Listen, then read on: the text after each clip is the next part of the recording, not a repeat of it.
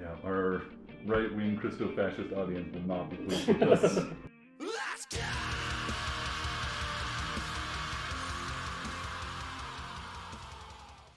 Alright, so looking over my notes. Yeah. Oh yeah, let's talk about it. Presses a button, the panel, and the rock spins faster. Good note so far. The creature wakes up. Beep Boop attempts to press a panel. Gray presses the panel and tries to throw Jota. Gray pushes the last panel. Beep Boop launches himself at the Bellstone. Xerox and Gray attack the monstrosity. Gray throws the Hulk under the Bellstone. Blocks the entrance to the tunnel. It fights to get back in. The rock falls. Beep Boop jumps in after. Xerox jumps after Beep Boop, but he avoids him. Gray turns Xerox into a giant eagle. Heals Jota and apologizes. Xerox and Beep Boop follow down the tunnel. They fly back up after 20 minutes. An explosion of light comes from the tunnel. It passes through us all. Xerox does not get out of the way. Beep Boop and Gray get memories of the crafting of the something. The crafting of the piece of Bellstone star that is what is it? It's shielding the earth and the stars, and we set it free to do its bidding, or do something that it was supposed to do. Beep Boop finds it's on the ley line, a point. When we make it back topside, everyone's talking about the light. Jota tells the giant of our feats. People from everywhere ask us mentally if we did it, or we're responsible for it. Oh yeah. Oh, we did that shit. Or even Nazira, people on different planes were asking. Nazir, in this moment, you know that the message spell does only Work on your work on plane. the same plane, Gotcha. She must be on our She plane. must be on the same plane, probably just doing something else. I'm sick and tired of these motherfucking snakes on this motherfucking plane. Killing all the snakes and all the planes. Jared missed that one. I got to deliver the Snakes on a Plane line in our one shot. It was great. I was very proud to be a player. That one moment, I was proud. It was all worth it. All the years of D&D have All the finally been years. worth it. The payoff.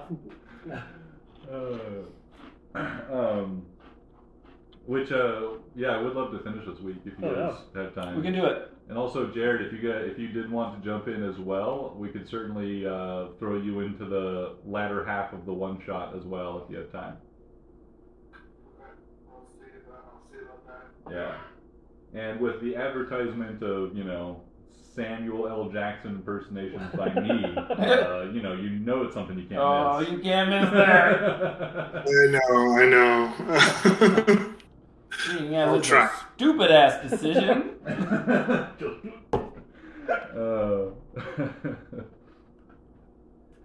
Yeah, so it's definitely, those messages, I think, definitely left you aware that whatever happened was a global phenomenon at the very least. Or, immense in its reach. If these other people elsewhere in the world were like, hey, what was that? Was that you guys? I like that they assumed it was They're us. like, they're probably getting up to something. And we still haven't resurrected Togetos, right? Correct. Togetos is still broken in Very couple broken. pieces. Yeah. But General Repose has been cast on him, I think, Yes. or something. Okay. But I believe you guys did resurrect our good friend Ellis. Yes. Yes. Okay. Ellis Bastard. Is not happy. No, Ellis didn't die. It was the other. Oh no, yeah, it was Ellis. Tomothy and Ellis were going to be trained on pilot duties. Yeah. That's the only reason that we revived them. If it was Thomas, I would have been like, oh fuck. Sorry, Tomothy. Sorry. It's expensive. Sorry, Tomothy. You're not worth 1,000 gold. We don't need you. Which is especially insulting considering you guys just loaded effectively, I believe, 100,000 gold worth of spell components in the form of bellstone into the hold of the ship. So not spending 1,000 on a revive is extra insulting, given the plenty of components you guys have. You never know when you're gonna need it, though. Exactly. Hoarding my wealth. Yeah. I get these dragons. Yeah, it's just about security. Like, you guys have big jobs to do. You know, it's just if you guys fail, it's so much worse for people. So it makes sense. Trickle down. It'll trickle down. No Yeah, worries. definitely. It always does.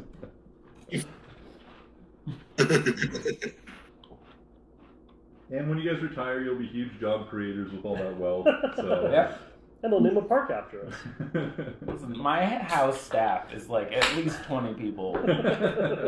I'm doing my part for the community. That's what Community Nickel I've says. constructed to serve me.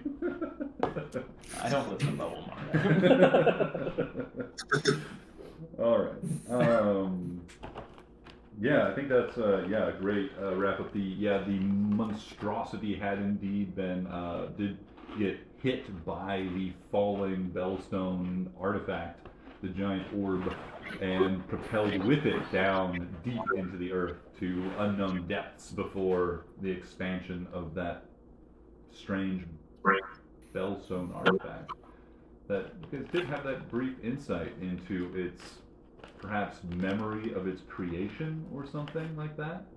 With this insight or this like feeling, this intuitive memory that came over, I believe, Beat Boop when you cast Identify on the item or on that orb, and found it had indeed been created by Moradin. Mm-hmm.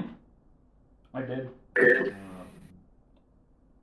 What's more, the giants that you talked to have explained a little bit more than previously, asked of them.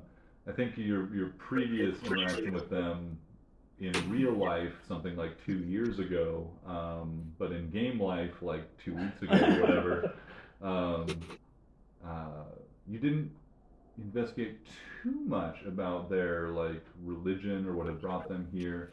But you've learned even more in your recent endeavors, finding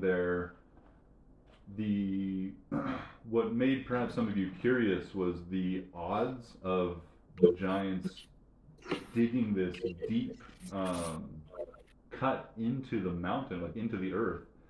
If you recall, they've basically been cutting into the earth and like creating this basically like roadway almost to just like facilitate travel deeper and deeper into the earth, while acquiring, veins of mineral and precious metals and stuff that they come across, including bellstone. But the fact that this went directly into the earth and then hit this enormous, ancient artifact that's laid buried beneath the earth for who knows how many millennia, may have made some of you a little curious or suspicious there might be a connection. And Jota, I believe, shared a little bit more information about the stone giants and their that previous member of their community that closed the portal to that to Pandemonium was what they call like a surface walker or a wanderer, and described a little bit of that being a person who gains insight into not just the future, but like their people's purpose and some like ancient truths that and decisions and efforts perhaps made in ancient times by entities like Morden that have a purpose that lay still in your future. And when they walk on the surface for long periods of time, they seem to gain some prophetic insight into that purpose, into those purposes that interact or relate to the stone giants.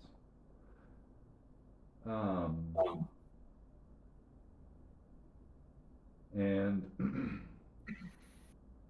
yeah, I think that's a pretty solid recap with some stuff. Anything else you guys want to address before we begin? No. Did the wonder No. did he turn to stone or something, or is he still around? The giant that closed the door. The other one turned to stone. Okay. So he's got to be around here somewhere, right? Pardon?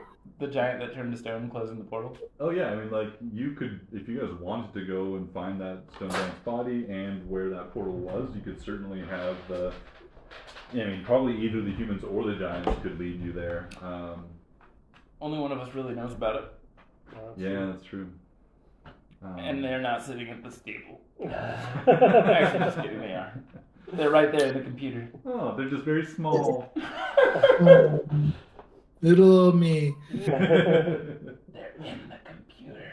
I think Gray would like to spend a ritual casting Commune with Nature to see if like the bad thing that he saw deep down below or felt the presence of is still there. The bad thing he sends So people. he had sat on the tuning forks in Commune with Nature Oh yeah. and had felt that there was something bad, Yeah. and Gray told him not to dig deeper. Yeah. Yeah, doing the same ritual, you find that thing is gone. Okay. Safe to dig. Go deeper. Safe dig. Dig greedily, dig deep. No. Run, you fools. Or fly. Oh fuck. Do we have all the names? Yeah, how's Xerox been? Like, maybe this would be a good point for each of you. Just kind of describe, like, for me, just to get a like kind of a check in on what your characters are feeling again, and how they, you know, you guys have just done something that has had some mysterious, if far-reaching, implications. And you guys have been grappling with like a lot of things that have just been pretty big, and that haven't been fully realized or revealed in a lot of ways. So as you guys are like going through this long, like 4-hour, 5-6 hour march back up out of the earth, out of from this place where you found this enormous artifact, what's kind of going on in each of your heads? Gray is totally stoked that he found a new bug Yeah. and really enjoyed being an air elemental. Hell yeah. And those are his deep thoughts. As deep as they go. Sorry, that was so good. I love Gray. It's so hard.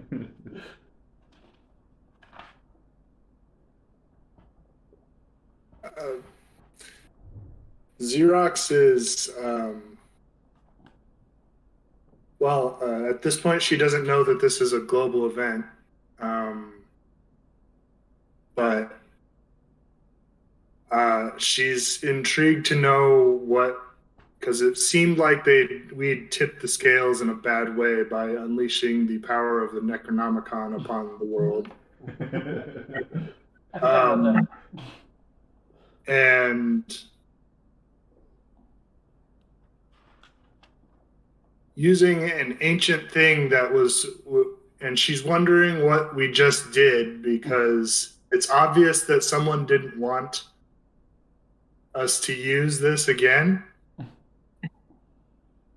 because they scraped off all the writing on the 4 tablets. So she's wondering if we fucked up again.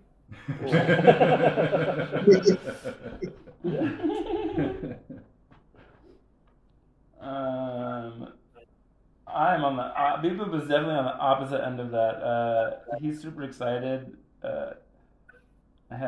has a sense, or I have a sense that like what we just did is potentially unleashing some of the knowledge that was held back from the People's Republic of Canada. But like, because the dwarves are the ones that told us not to go seeking after certain knowledges, and that irked him enough. So seeing something where knowledge was being kept away and activating something made people very happy. And for some reason, I'm still very obsessed with the fact of going out into the stars. I feel like this has only solidified that slightly, and that I want to make sure that more of these things get unlit. So I'm trying to make some. That's why I asked the freaking giants about it. I'm trying to copy down a map of ley lines so they can find more, since they have a sense for where these things potentially are. Although they also have a duty to dig Bellstone and all, but also. Yeah, how did they find it? They've been digging just randomly. Was it just a random find, or Yeah. Okay. What I was trying to express earlier was exactly that it is not random. Like the giants came to basically migrated to this place, believing they would find the sacred stone, which you guys have learned to understand is Bellstone. They migrated here under the understanding that it had some significance to their survival in the long run, ultimately, and that they had some role to play in that. That was all expressed just 2 weeks ago. Yeah. Back in 2021. Or 2020 maybe. Yeah, and the fact that they basically just dug a straight shot and then just hit that thing, like, makes you think that it wasn't like a random happenstance. It was like they were digging towards something, even if they didn't know what it was, and they hit it. And they, of course, like, they've been like opportunistically, like, helping us mine out like the resources and stuff that path like cut into and came across. But like reaching that thing seemed to have been maybe not intentional in the way that like they knew it was there specifically and knew what they were after and were going after it, but more like they had some sense, maybe from that circus walker, maybe from their religion, maybe from other sources you guys don't know, that directed them towards that thing. Does this mean that you're going to be moving on now? That you've completed the purpose of your migration here? Jota says, as you're marching up the mine, says, no, the people will remain. Does this mean that we need to find a new Earthwalker to find how does this work? If another Earthwalker is needed, one will volunteer. But for now, our path is clear. What is that? To remain. Oh. To help draw out the Earthstone. We already did that. We gotta go find another one. We lost Jerry. Xerox is gone. Xerox, where did you go? Jerry's had enough of this. Xerox, come back to us. Blipped into the astral plane briefly. They came back. I'm back. Always a tricky one, that Xerox. Now, if only you knew where Ryan's character was, where Noose was. Noose is here. Somewhere. We know Noose is here. He's watching, ever listening. The rogue's job is done best when nobody knows the rogue has done anything at all. Working in the shadows, behind the scenes. He's invisible, but only when nobody's looking at him. Yes.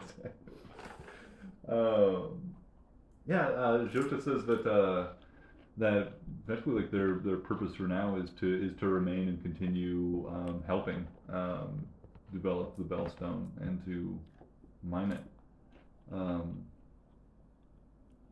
They'll hold true to the deals that they've made. But yeah, he doesn't say they have any plan for departing or leaving or changing their current situation. But I have a responsibility to go help these people, and I feel like more of these things being set free and unleashed would be helpful. Do you have other giant colonies somewhere abouts that we could communicate with?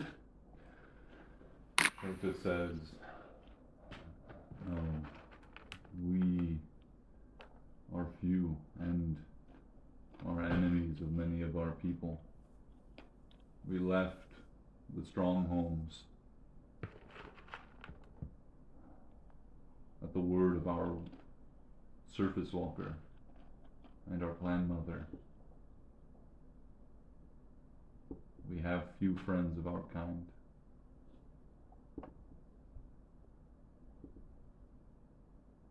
Well, you have more every day. You are not our kind, but we do count you as friends." If only I had a heart.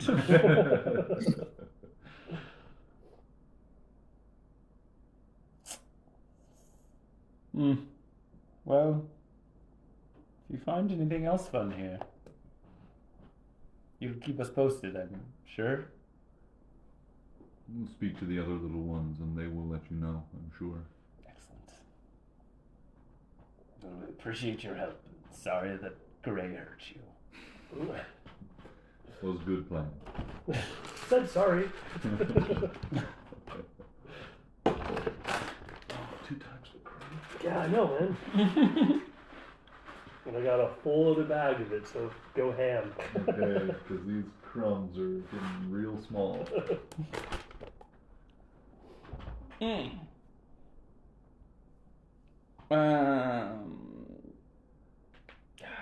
But you guys, the march up back to the surface is uninterrupted by assailment by any of these creatures. Seems you've killed many of them, causing the remaining ones to flee or perhaps just be dispersed for the moment. Xerox, Aye. is this where you and Nibbles defeated a dragon? And by you and Nibbles, I mean mostly you. I heard tales of you riding and fucking up that thing. Xerox smiles and says, "Oh yeah, it was quite a ride." Yes, this is where, somewhere down below, we stumbled across a portal to another plane, and we didn't spend long there, but it was eventful. And from what I remember, or at least what I've heard, the dragon was shifting its horde to our plane.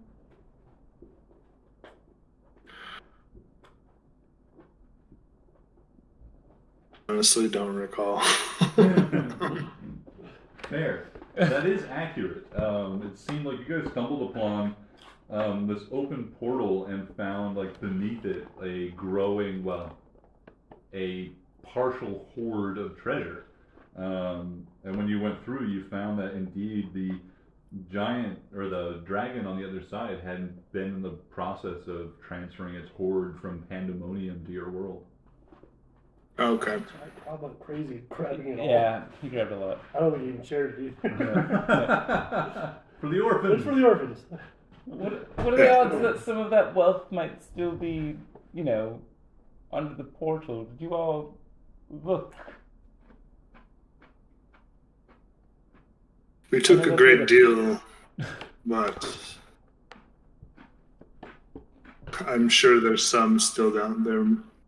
Unless our friends here have made good use of it, there might be some down there. I'm going to ask Jota and Mr. Vexker. Yeah, you guys make it back to the surface as you're pondering and asking, talking about the vinegar, the dragon, and the horde and stuff. You learned from Vesker and from Jota that the remainder of the treasure, any that was left after you guys took what you did, was of course picked up by the miners and the giants and the humans from Valkyrie. After you guys made the space safe, they weren't going to leave All right. any piles of gold down there. In case they want to come back. Yeah. So that's been kind of absorbed into the effort to, the kind of like war effort, effectively, in separation of economic ties of Volgreath and Ketten and all that. Like that effort has been money hungry, and anything that you guys left would certainly benefit in that way. All right. Love your nails today, Joel. Love your nails today. Thank you. Teal. I did them Is the that other the day tips, for no, the like orange tips. orange tips, Thank you. Thank you. I appreciate it. I did that one yesterday for the party. I've gotten so many compliments.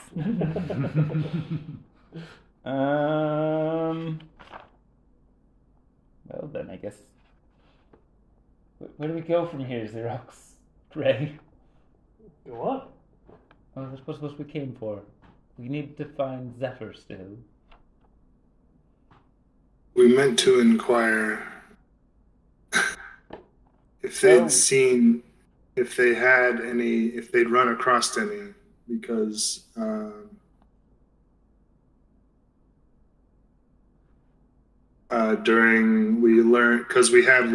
we've learned that during the formation of these worlds, some fragments of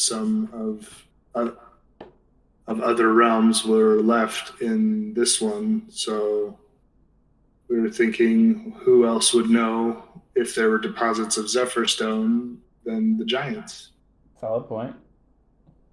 When Gray did his commune with nature, one of the things you could do is find elements.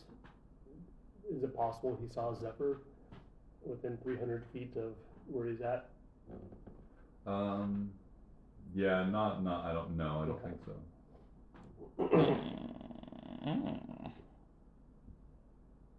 Well then, shit. You see any of this stone around? I can show them some Zephyr. Yeah, you show it to. It's like back up on the surface now, I think, and just chatting about and like kind of debriefing everybody what happened, and going over all that stuff, and just all the conversation, communication that happens in the wake of these like immense things. Like so many people on the surface are just like, "What was that thing? What'd you do?" Like begging for information about like what did they just see happen? Like this like unfolding light coming from beneath the earth that just like whipped through them and up into the heavens and then beyond. Like people are very interested, and as all that kind of hubbub of your return to the surface dies down, and you're able to like follow up with some of your own questions, the giants are not familiar. Well, I'll say this: you bring it up to the giants, and ask Jota and the others if they know. You're showing them a sample of Zephyr as an example. Yeah. They see the stone, and this old giantish woman that you've interacted with before. He knows the clan mother. She says, "This is." Oh, we lose Jared again. We lost Discord. The world broke. Oh no. Oh, hey Jared. We're back. This old giantish woman, the clan mother, sees the Zephyr and says to you, go ahead. It says to you, "This is the heartstone of the storm giants. Much as we are kin of the earth and stone, their nature harkens back to other elements, primal in their nature.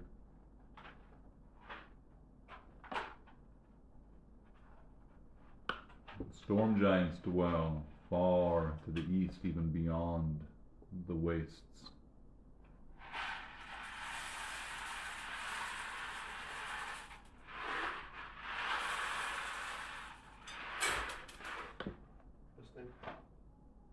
They're well beyond the wastes. Cloudbreaker Mountains, they dwell at its peak, or at their peaks.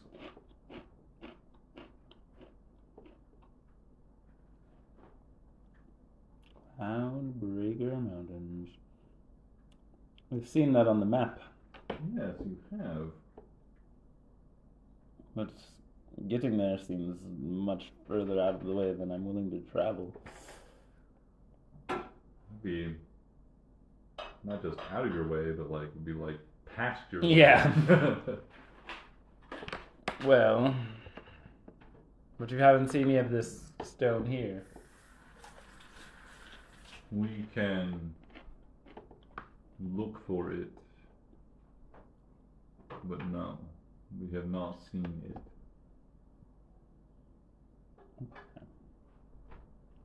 Well, we know of one location where it could be. In the Cragstones.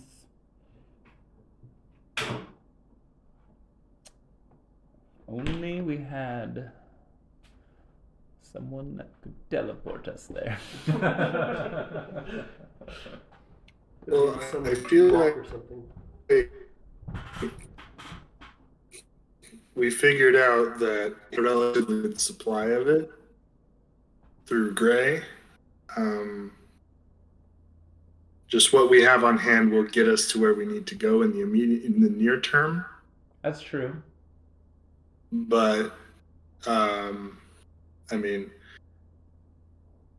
that could be different once we're out in the wastes. Who knows about if it gets us back? Maybe we stop on our way out to the waste in the Cragstone Har.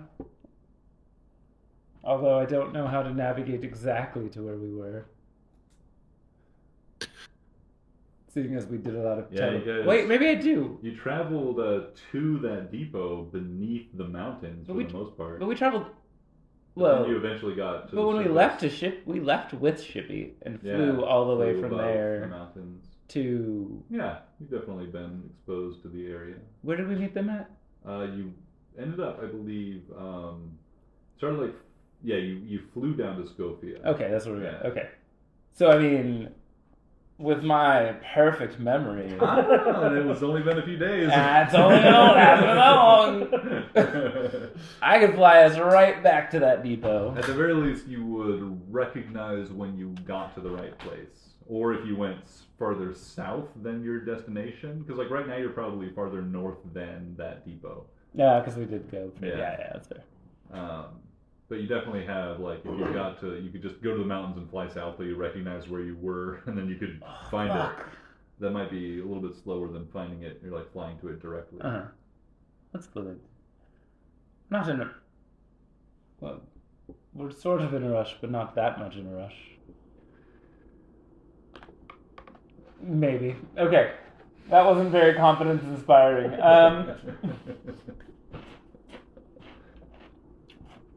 I think I'll do it.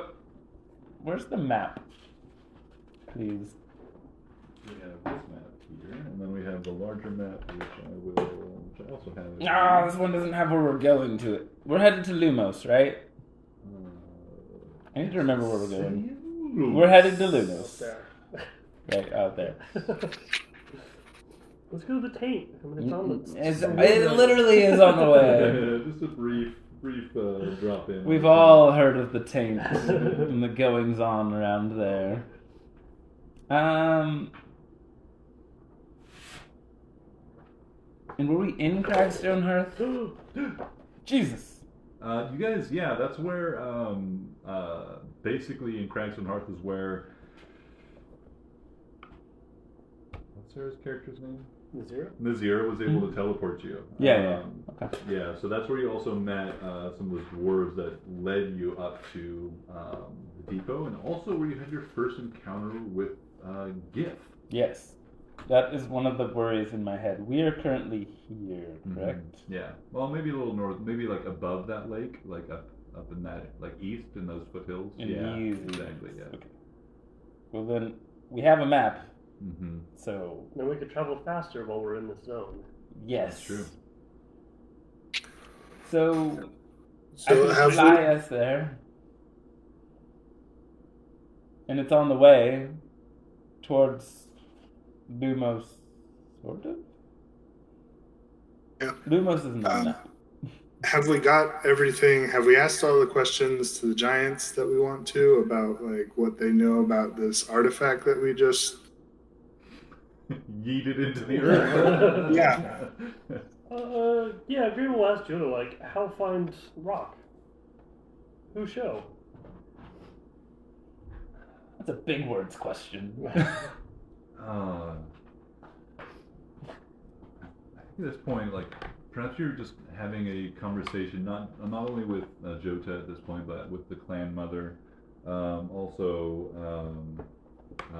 the humans. There was one guy, I think Vesker Thompson was kind of like the headman of the mines, kind of like helping organize stuff, and then Jeremon Gillette was a helpful person in that he spoke some giantish and was helpful in like translating. So I think like you're kind of maybe in a little tete-a-tete with at least these 4 people and maybe some others that are just kind of around and intermittently asking you some questions, and like everybody's just kind of like figuring out what the fuck's going on as best as they can. Like all the people kind of responsible for figuring this shit out. As you ask about the strange, like Morden's relic of Bellstone that you guys just dropped, the clan mother is quiet for a moment and speaks in giantish for a few kind of sentences before she like returns to common, and she her like deep, just constantly like heavy voice speaks with some solemnity, and even though you can't understand what she's saying, speaks with some sorrow. And Jeremy interprets for you and says she's describing how she and her clan broke with the other giants. The surface walker that Xerox that you knew or that you met was her kin, was her child. She's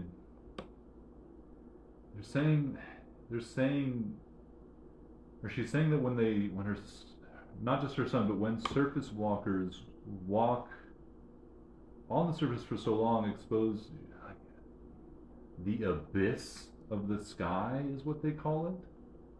When they walk exposed to the sky, it causes their mind or their spirit to sink deeper into the earth, causing the apparent madness as their spirit and body are somewhat disconnected. I'm struggling to understand what she's saying, but it seems to be like they are part of the earth, and when they do that, it puts them more in tune with that earth, I guess. The slow, booming voice of the clan mother continues, and then you hear the quiet voice of Jarman kind of helping to interpret, following after, and struggling with these like concepts that are pretty weird and like culturally specific and religious and stuff, but like talking about the surface walkers are in touch with the earth and the purposes of the earth, and Moradin, like you guys know, I think culturally, just like through your own like common understanding is that like dwarves and giants don't get along. Like they've had various like wars in the past and stuff, and like while conflict with the undead historically kind of like dominates this region, there's like ancient enmities that are still within the common like understanding of some of these like relations.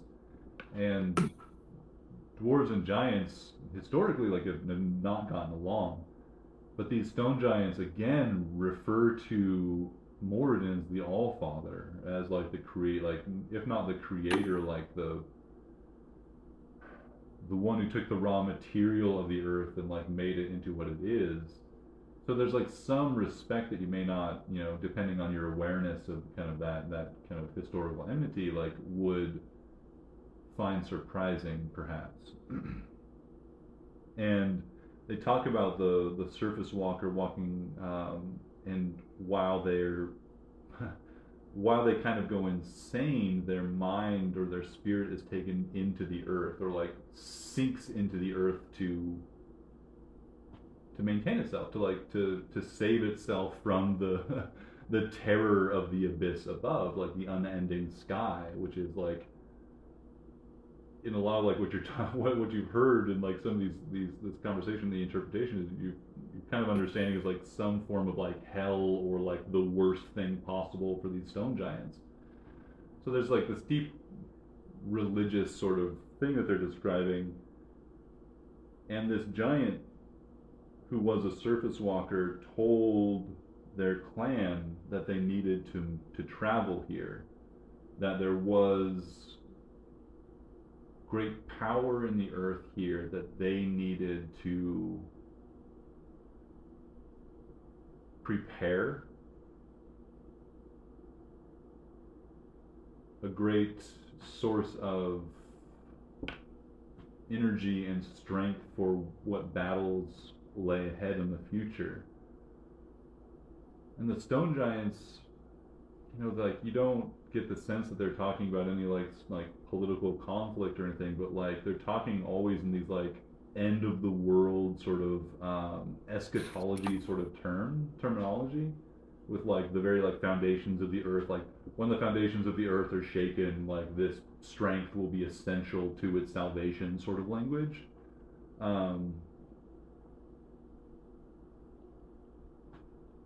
It seems very much like what's happening right now.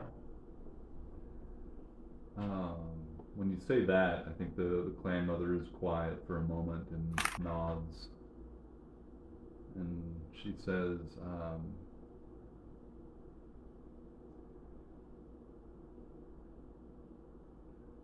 we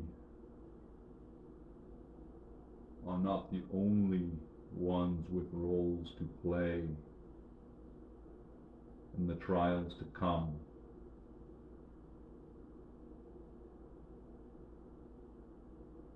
You little ones,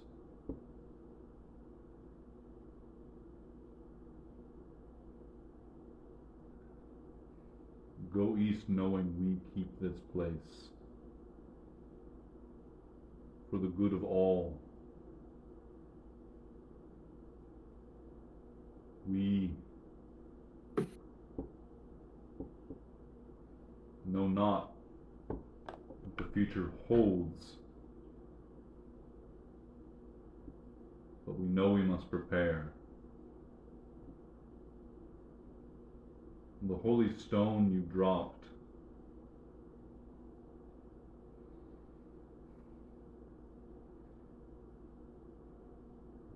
the void above is home to far greater terrors than the earth below.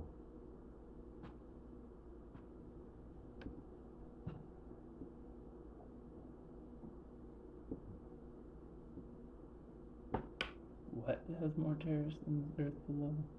The void above. Ah.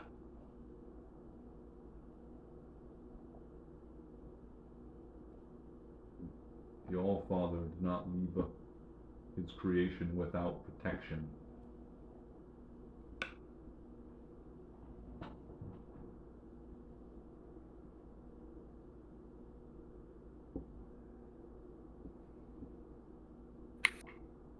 So we think this is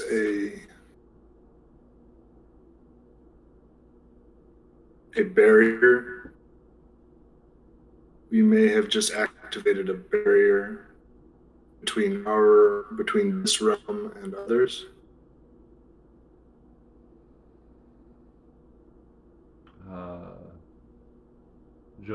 The clan mother like asks a question to Jeremund, and who replies in Giantish, like helping her understand your question. And she nods. And she says,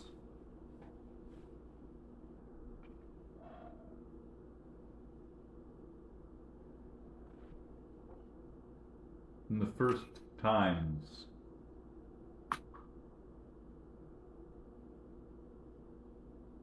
the gods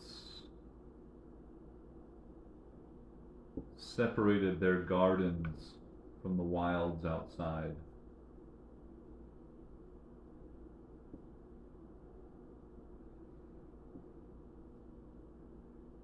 This repair or restore the walls of that garden.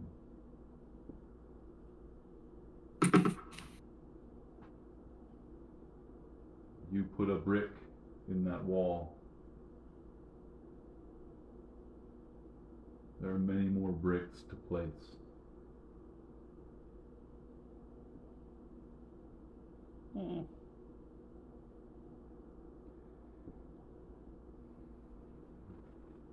She asks you guys,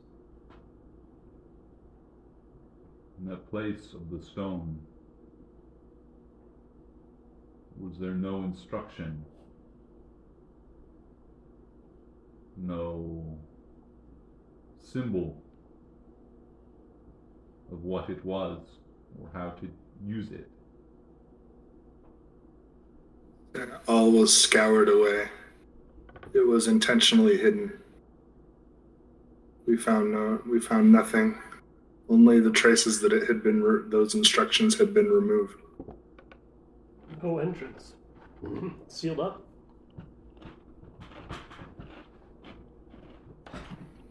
We tried.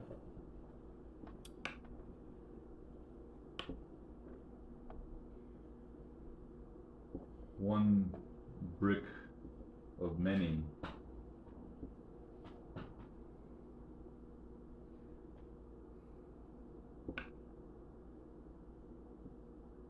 The All-Father would have prepared a way for his bricks to be placed.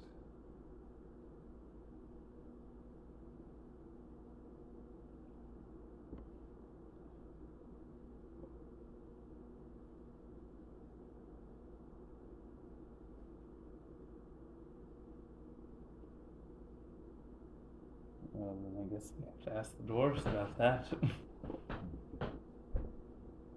Mini giant. Come with.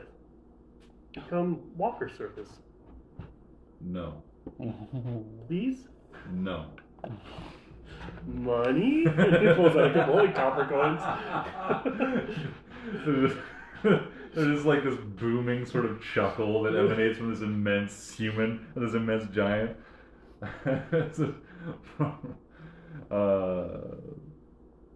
No, little one. We will stay close to the earth and beneath, bringing forth the strength. Are the other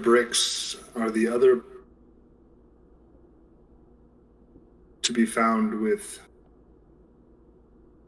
followers of Moradin, like with giant kind and dwarven kind? Only we, Stonekin, give reverence to Morden. The other giants will find enemies of dwarves and their purposes.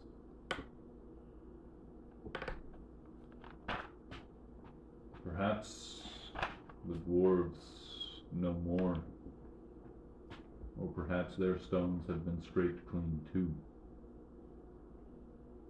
Some.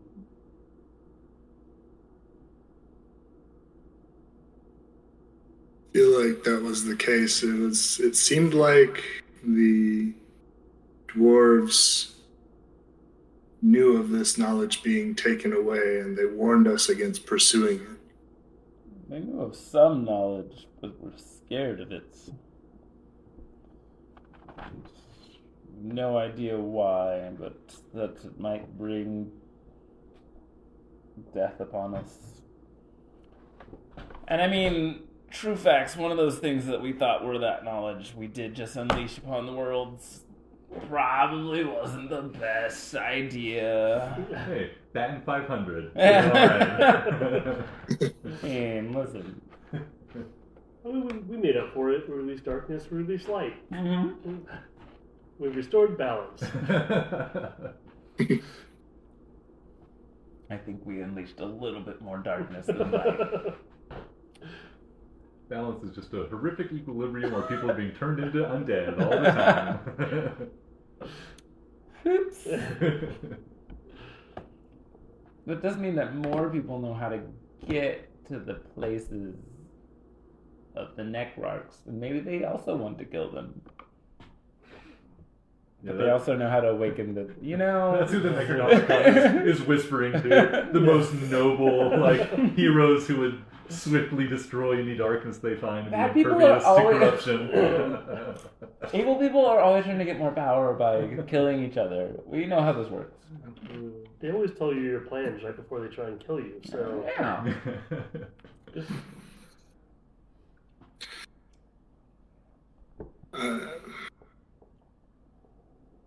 Do we know? I mean, it would probably take us a while to go back to Cragstone Hearth in pursuit of more knowledge to ask the dwarves there about what happened. We have to stop by there to try to find some Zephyr, which I'm fairly certain Beep Boop knows exactly where it is because we were in the room that was about to collapse when we caught it. In the depot? Yeah. I stole a stone from there and marked the area on my mind. On purpose, because there was lots of stuff there. I think it might be worth it to go back there. I don't know if we're quite ready to venture into the bone wastes. As eager as Xerox is having a semi clear picture of where her former commander is now.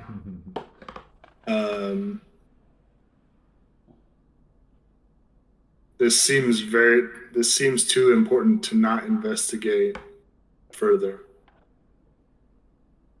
Hell yeah.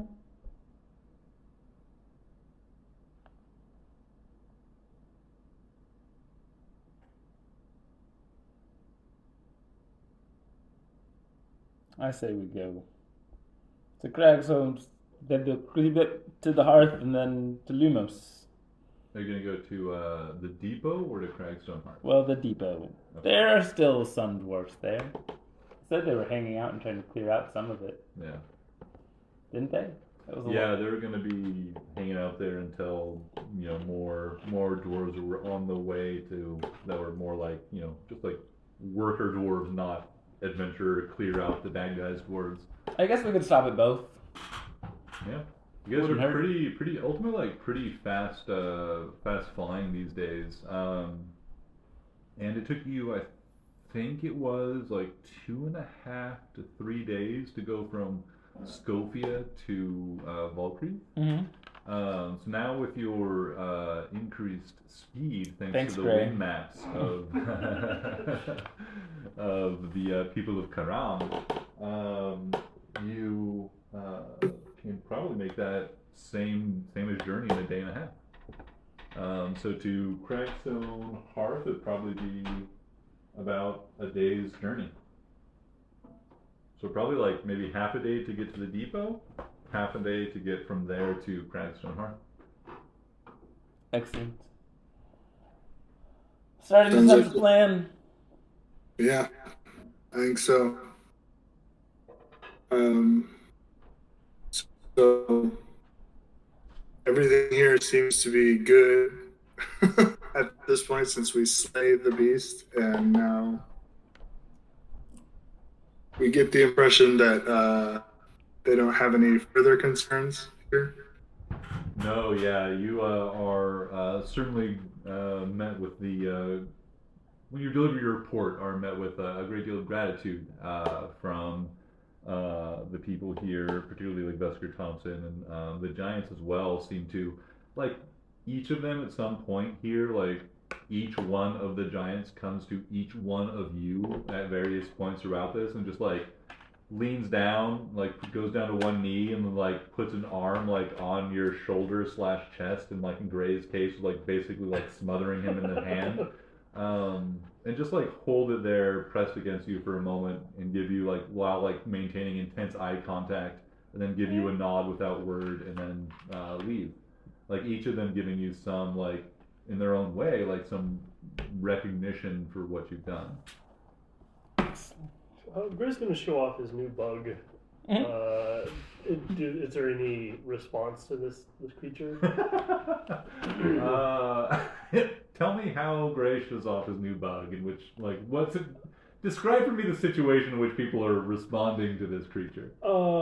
Gray being like not really sure why these giants are like grabbing onto him, kind of gets bored with it after a little while, and in order to like break up whatever's going on, says, "Found new bug," and like holds up this centipede thing. The giant, the giant that's currently doing this to you, like just in a slow motion, like pulls back the hand, says "Kotom," and then walks off. Kotom. Kotom. Back in the bag.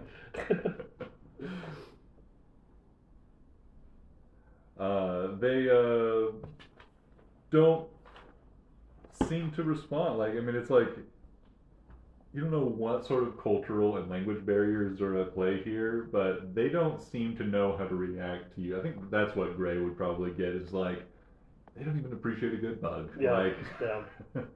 Too big, can't see. Small bug.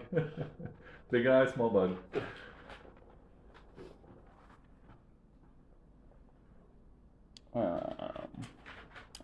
Well, before our meeting is done, Nibbles is still here. He's on the ship. Yeah, he's on the boat. Never mind. But Beep Boop is going to use Fabricate and his weaving skills to make a tapestry for the clan mother of like the stone and the giant hole and the airship, and this is all underground, and the mountains and the stars and Bellstone. That's I'm gonna weave it all together for them. Yeah. Just as a gift. To commemorate our continued lasting wonderful relationship.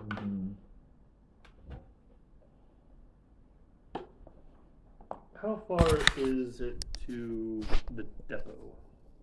A day, half a day. But we should sleep at some point. Yeah, that's what I'm thinking. Oh, I know. The food is just about ready if you want to take a break for that. It can chill for a little bit. It's on warm right now. So. Yeah, I'm down for that. Eating is nice. Like the food. Cheese in there. We were on a break. We're on the ship. Alright, let's eat. Let them be cake. So, say 15 minutes-ish? Yeah. 15 break. All right. Tell your beautiful family I say hello. I will. I'll get there. Sickos. Everybody do. I guess I could pause the recording right now. A number of times I've just like walked out and been like, this is my house. Yeah, that's such a weird feeling. Yeah. I should have hit this button at the same time. I didn't do it. Fuck. It's going to make things complicated. Oof. It's for future trolls to worry about. But yeah, after drinking the tap water here for a while, going to a Brita water filter, I'm like, wow, it really does taste so much better than. I mean, the water in Portland was great. I never had any issues drinking it. We don't add anything. None of that damn fluoride in it. No fluoride. That mind control fluoride. Who gives a shit about our children's teeth? Don't put anything in my water. It's the government trying to control you. They're trying to turn you into Floridians. Yeah. You heard the sounds. Vibrates at the same frequency as the 5Gs. Bill Gates and George Soros are working together. And then they turn the frogs into girls and guys and the gay frogs. Oh my god.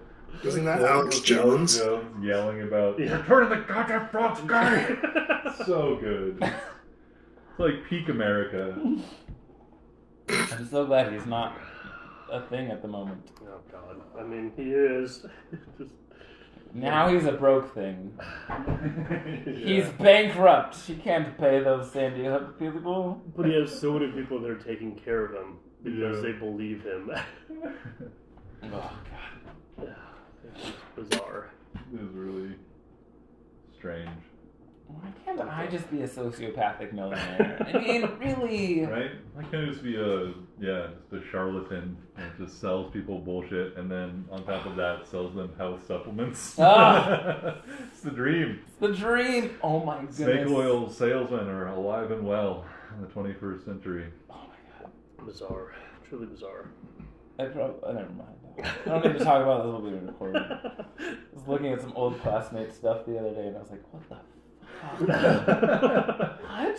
At least they weren't reaching out to you. They were not. talk to I you was about- literally spying on them, sort of. I was like, I wonder what they're up to. to Oh. Okay. integrate you into their pyramid scheme.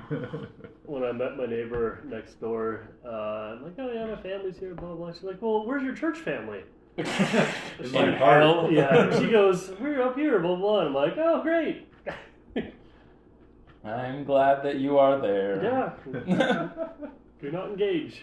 I remember one time I was up at visiting my mom when she was still with her ex-husband Bruce Haley, who was just a piece of shit.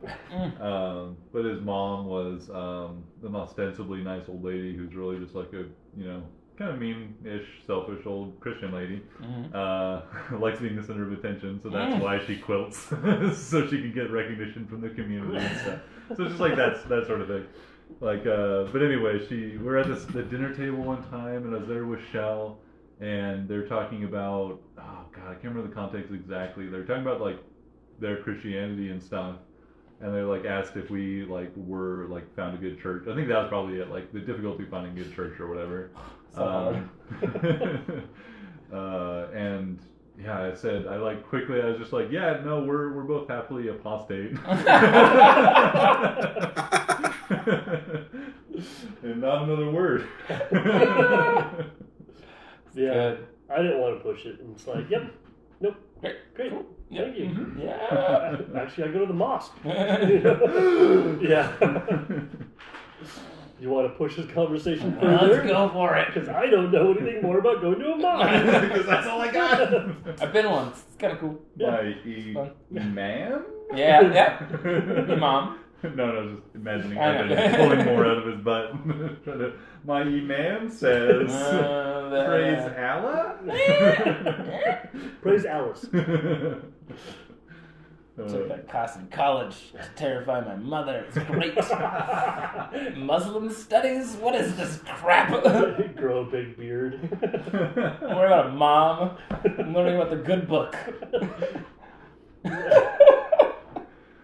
Predates Christianity, I believe.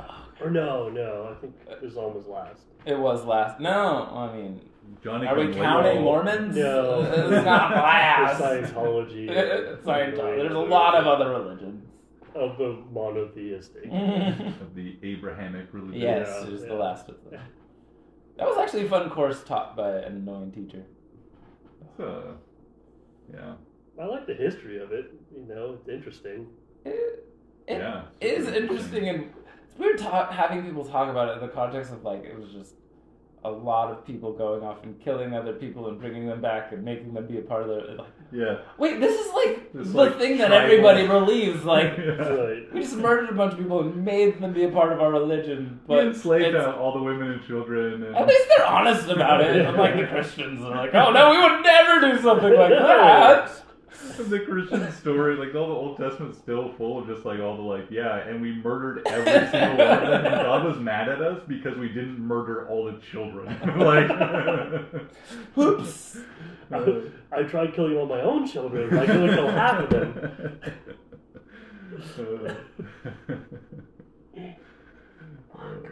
Yeah, it's funny. It's out there.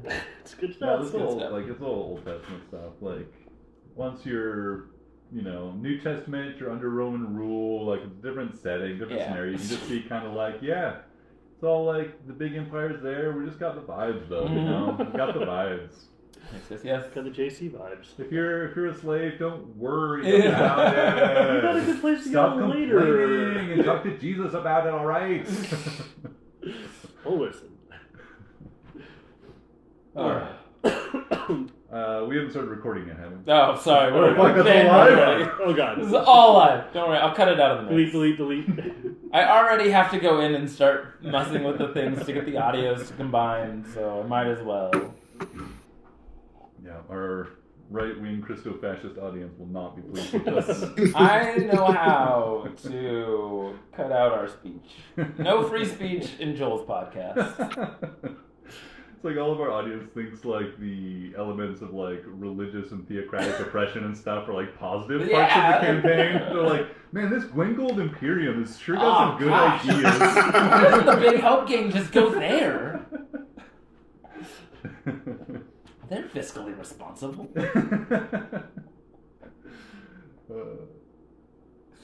All right. Can we make Joel or Jared's image bigger, Joel? Oh, I can make him bigger. It makes me feel like he's at the table more.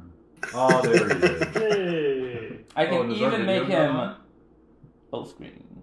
Is our video not on? No, because every time it's on, it kills us. Oh, I see. But when he needs to see us, I'll show him. I have like a low bit rate right now. No, it's just my computer. It literally okay. is. If I'm recording and trying to show video and look at my character sheet, all hell breaks loose. I don't have enough RAM or some shit like that. Balancing those plates and then Google Chrome opens. Yeah, I'm like, ah, the world is in chaos. So are we taking a long rest on our way to... No, 'cause it's only half a day away, so we might have to sleep before then. Okay. Nibbles, I believe, has some things he needs to get to eventually. So what's his timeline here for being around? Oh yeah, do we want to rest Why the Togetok too? shit is he here? Yeah, I can't remember why he's still here at the moment, other than he was going to help with Togetots when... Because he blew up. Because he blew up Togetots and was just kind of on the ship, but he is anxious to leave. He was curious about Togetots, came in, blew Togetots up, and now has to leave. Sounds like. Yeah, Cool. but I think he was waiting for us to get more Bellstone. That's what it was. We needed more Bellstone to recreate his Bellstone Helix before he ran away, so we were going to keep him until we finished up what we were doing in the mines. But now that the stores are full, Pete needs a good night's sleep, I think, before we can... Well, maybe not. Same. Yeah. Maybe a good night's sleep, and then we'll go in the morning after we heal. Yeah, I think at this More point Togetots. it is probably at least in the very late afternoon as you guys come back to the surface, and then another probably mid to late afternoon when you guys get back to the surface, and then a couple hours of talking and debriefing with the giants and the people here, and just discussing what's happened, and figuring out what your next plans are. So it's probably getting into later in the into the evening when you guys break from the the camp here and return to your ship. Oh, Shippy. We've missed you. How are things, Shippy? Hi there. Things are great. Excellent. You didn't kill anybody this time, did you? No. I'm pleased to report no additional fatalities have occurred in your absence. Thank you. Anything else to report? How did Tomothy do? Oh, Tomothy's doing all right. Okay. I think. Maybe? I can't peer into his mind, so I don't know his current state of, equanimity. If he's doing all right. But how do his steps feel? Are they still light and lively like they were before? Or have we broke his spirits yet? I'll say a little bit heavier than when he first arrived. Excellent. Now that he's experienced and had a confrontation with his own mortality, I think that's weighing on him. I mean, that was the other one who died. I mean, He was next in line to be tested as a pilot. Excellent choice. And it was really merely your whim that put Ellis in front of him. Let's not, place blame or anything like that.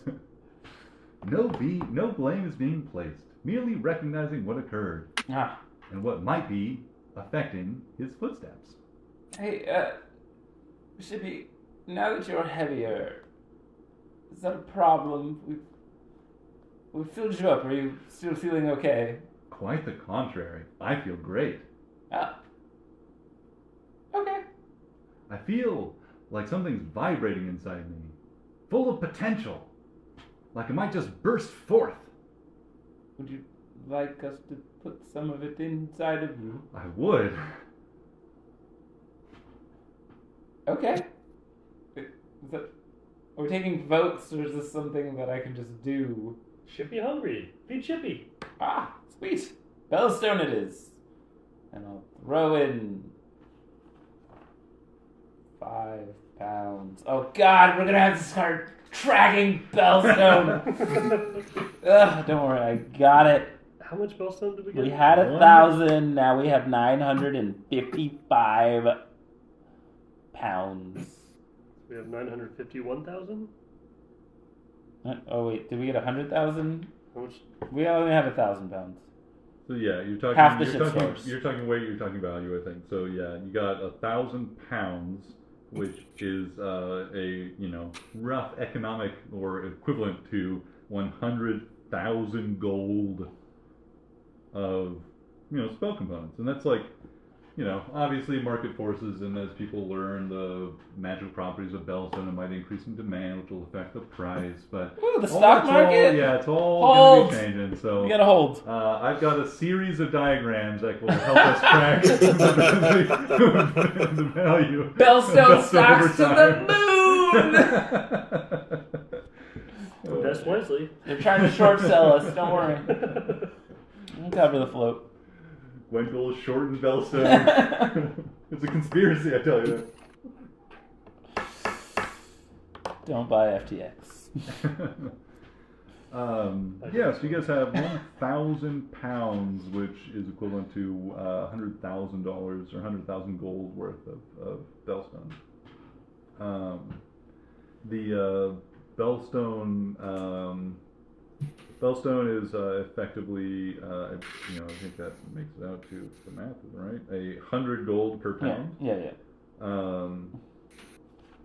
While the other more exotic materials are at least 500 gold per pound, typically, if you can even find them at all. They're so rare.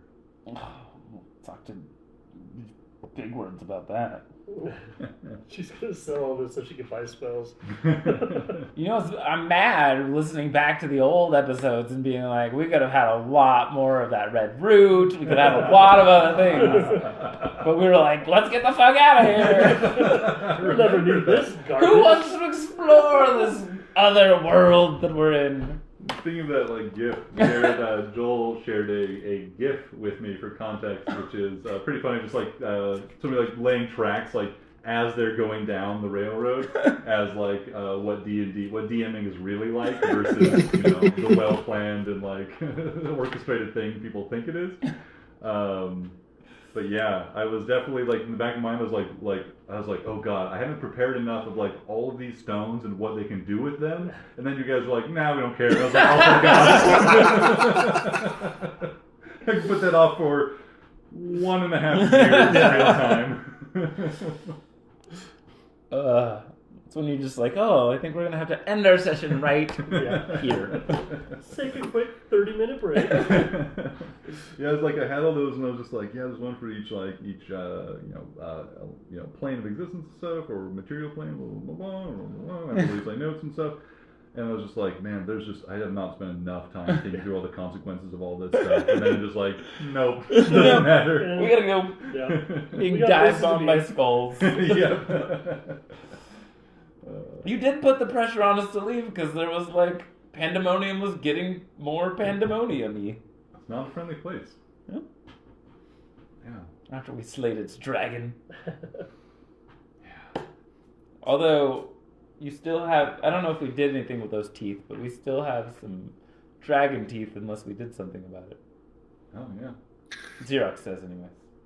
I had one of them inlaid into It's true. the sword. Yep, Oh, nice. that's true. I remember that. Yeah, we have dragon teeth, and we also have the giant worm thing teeth. Oh. Yeah. Thank you. Did you give Oh yeah, I gave it to yeah. to the thundering? Oh god, notes. Thundering Herd? Thundering herd. Yeah. Thundering Stampede. Thundering Stampede. Yeah. Yeah. So if you guys ever make it to Karam, oh, Jared I think we froze. It's he who froze, not Oh, no. us. He'll be back shortly. This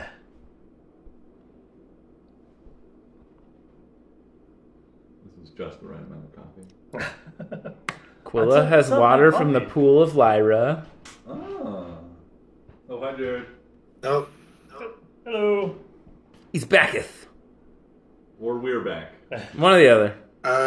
Your audio just dropped out, so I have no idea where. It was our fault then. Don't worry about it. Just... Okay. Yeah. Do we need to drop off? Well, let's resurrect Togetots. That's gonna happen in the morning. We need to Okay. sleep first. That sounds good. But also, before we get too comfy, I will feed 5 pounds of it to Shippy to see what happens. 5 pounds of Bellstone. Are you gonna cast a spell to multiply it? Actually, yeah, sure, why not? So 2.5 pounds turned into 5 pounds. Yeah. Give me Or maybe 5 pounds turned into 10 pounds. Let's do it that way. give me an Arcana check. Arcane knowledge is one of my specialities. I believe 13, but yeah, 13. Yeah. It's true. You cast enlarge again on the Bellstone, and as you learn more about Bellstone and its capabilities for enhancing magical properties,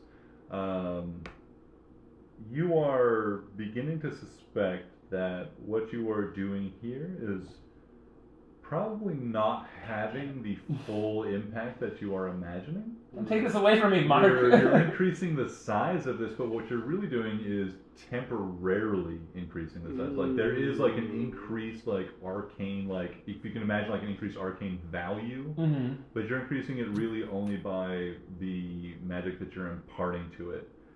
So what this insight I think is giving you is that you could hypothetically, while this might not be having as great of an effect as you might want, you could also hypothetically juice Bellstone with even more spell energy to maximize its potential. If I had more spell slots, I would. Okay, that's fair. It only gives it a temporary boost. Yeah, it's you're not actually giving it a 1.5 volume, you're giving it a 1.1 in effect or something like that, just given the spell energy versus the temporary apparent change in its size. It's a level 2 spell. Yeah. So let's give it a little juice. Okay. Okay. Yeah, so you venture down into the depths of Shippy and into where its crystalline heart is, and that multi-furnace thing that powers it. Crack open the appropriate door with the strange symbol of the crystalline inside the sphere, and hurl in 5 pounds of Bellstone, sounds like. 5 pounds. Double 10 pounds. 10 pounds of bellstone. 10 apparent pounds of bellstone Yeah, for an hour or so. Or 10.1, or whatever, 5.2. I'm not a mathematician. You close the hopper door, and you can see it, like the heat and light of the furnace just erupts. You can see some of it shining through that, through the door and up into the crystalline structure of Shippy itself. This always sort of slowly shifting physically, but always churning internally. This crystalline structure that is like Shippy's mind, if he has something like that. You all feel this as much as you hear it, because it's causing a similar sort of harmonic vibration in your bones, so it's like you're feeling it's like a deep bass note almost, like in your chest, like that sort of sensation where you can feel music as much as hear it. Shippy is vibrating. Give me an insight check.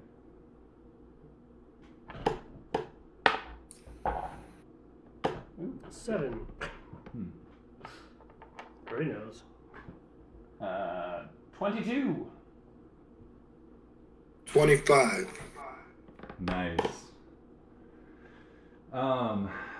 Xerox and Beep Boop, you have this insight, this understanding, this interpretation of Shippy's vibrating excitement, as if you've ever seen one of those videos of a rescue animal seeing grass and open fields for the first time and just running free, and just the excitement and stuff that unleash yes, this is what I am meant for sort of sensation.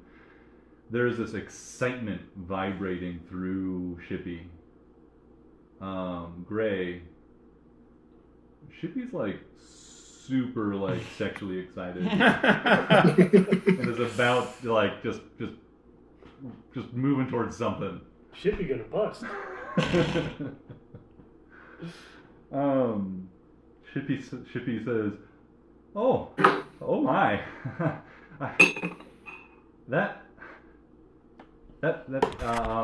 that's something new and something remembered. I can do so many more things than I am doing, and would love to provide any more support to you all that you would like." Whew. So many things I can do. Tell me more. And also, take some deep breaths. Shippy says, I noticed that you've been injured in a number of occasions. My previous owner, pilot, had a sort of recuperation facility that could heal even grave wounds. I can remember Bellstone energy passing through me and into this facility and into their body. It was a unique experience. I can't remember their face, though. Still? No. Still need to figure out what's causing those memories to be blocked.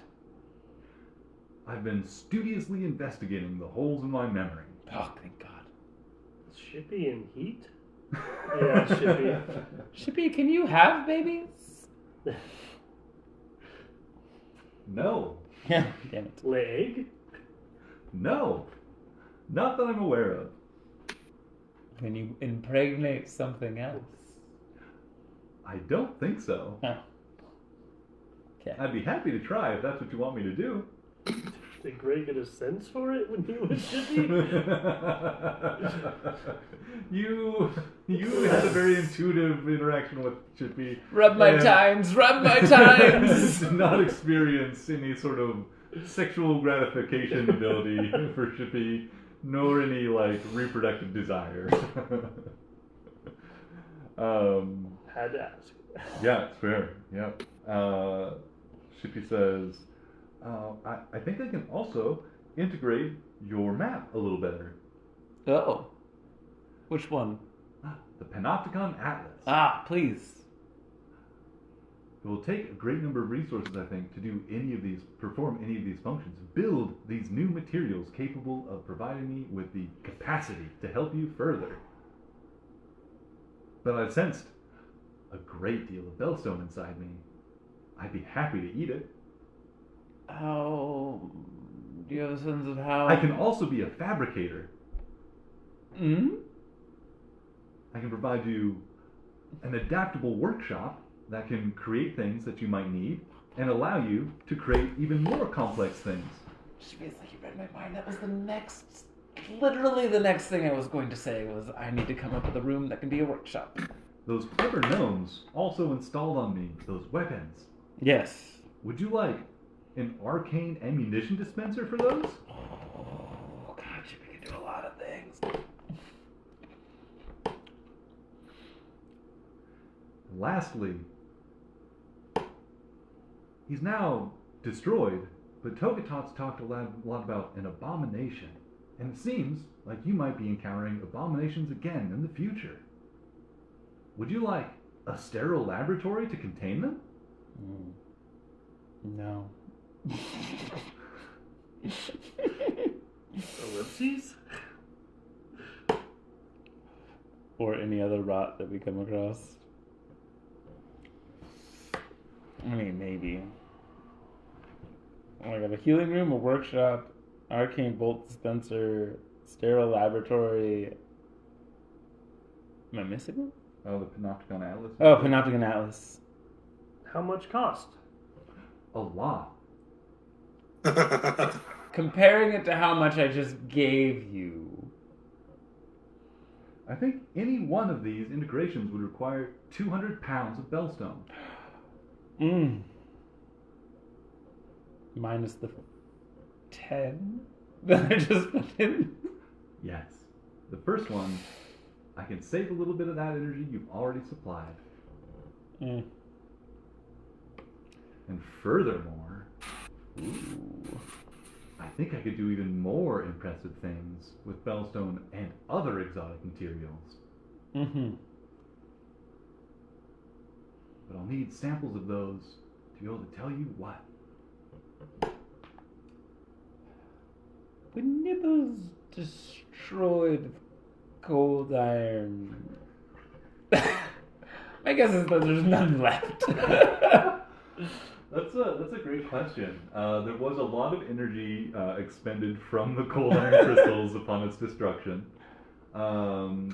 Yeah, why don't you just give me just a d20 luck check, and you're gonna want an 18 or higher on this. No? Okay. Yeah, it seems that any amount or remnants is like a fine powder, if anything. Wait, am I rolling as Nibbles or am I rolling as Beep Boop? I mean, it's just it's a reality. It's a meta check, so right. neither Then, one's specific. great, perfect. Yeah. So meta. And there's no Lucidian spots, so great. Do we want? What was that? What was that, Xerox? Do we want to be able to defend the ship more capably, or do we want the other things? Are we in the process of choosing what we want among these things, or are we figuring out other things? I mean, we can choose what we want. We have a lot of bellstone and how much we need for components and whatnot. And we have 1,000 pounds to play around with. But does it make sense for us to... Like, I'm still holding on to this Zephyr Stone. I could easily just put it into Shippy, but what if we want to use it for something else? The transport there? I just have some with me that I just haven't put in Shippy yet. Can't we use it to transport to the plane of air? Or we could I mean, yes, get more Zephyr? Zephyr Stone sounds like a tasty exotic material. Yes. Well, oh shit! Nibbles is still here. That's true. Oh, he does. Does he have planar tele? Yes, he does. Oh my god! I'll I could transform into an air elemental. Like We could around go it. to the plane of air and get more Zephyr Stone, potentially. But Nibbles is busy. I was gonna say, if I might, I don't want to interrupt. It sounds like you're all having a great conversation. Yes? If you did integrate the Panopticon Atlas with me, I might be able to, upon receiving a small sample of an exotic material, detect if there is any in a very large area. I thought I did integrate the Atlas with you.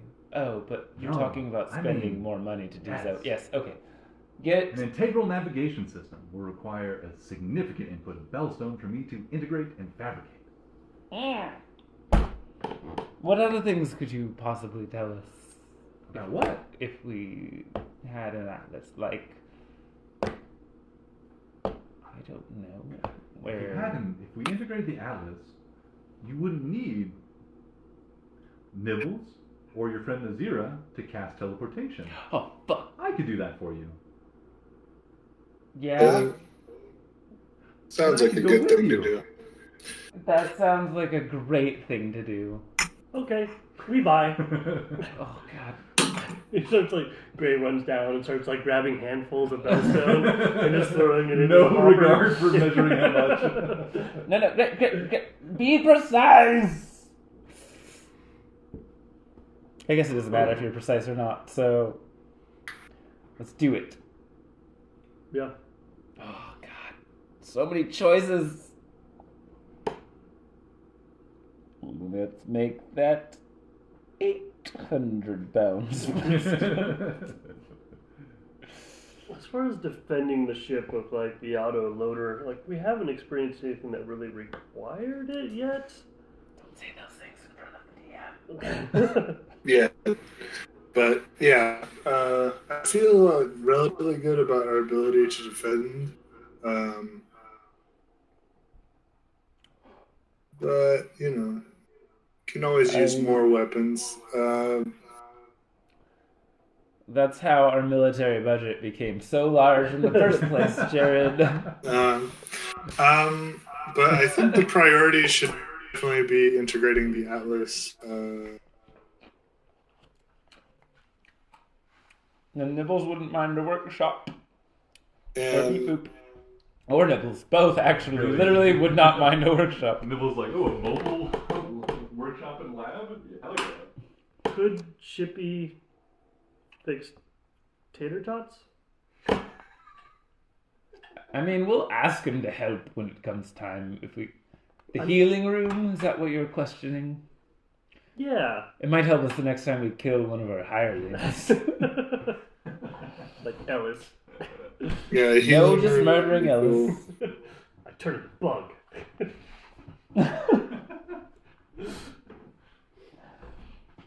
I'm willing to sleep on the rest, but let's get this Atlas thing going. Okay. I don't know. Yeah, I feel like since we do not have clerics, I feel like the healing room would probably be a good thing. Depends on how much time we're spending on Shippy. True. Hmm. I mean, you have a res, and Beep Boop has one too, right? And don't forget that costs 100 pounds of... No, wait, 100 gold points, which is not 100 pounds. That's 200 pounds of Bellstone. for the... How much... 100... 200... How much does your res spell cost? How much diamond? It costs 1,000 gold points. So that's 100. 10 pounds of diamond, or 10 pounds of bellstone per casting. Yep. You definitely want to keep a little in reserve. You want to keep some in reserve. How many people die in a game of D&D? Well, if we get the med bay, if it costs 20 pounds or whatever to buy that, it may be cheaper Yeah. in the long We run. still don't know what the medbay does. To just though. die and I can resurrect you. Yeah. Yeah. Throw caution to the wind. You can always bring you back. As long as... It's fair. I mean, I guess I'm game for a medbay. It's good. So the choices were med bay, like a workshop room where we could create any object, an auto loader, a sterile lab, and we just got the Panopticon Atlas upgrade, or at least we're working towards that. Gray is. I don't know Thrown into the hopper until somebody forces him to stop. And you know it's not going to be shippy. Oh yeah, hit me with it. Oh wow! Oh yeah! Oh wow! The workshop that'd be really useful as well. I don't know. I think we should sleep on it though. Yep. It's a lot of money to be blowing right away. Yeah. That's how they get you. Yeah. Go pee. So you guys have another minute. Oh, we have another minute. I think autoloader, at least until we experience anything more threatening, Yeah. I think we could put on hold. Same thing with sterile lab. It Yeah. also makes the ammunition magic. Oh God. Yeah. Yeah, we have fought flying demons before. That's true. I mean, yes. Oh, And the God. Gith are not slouches. That's true.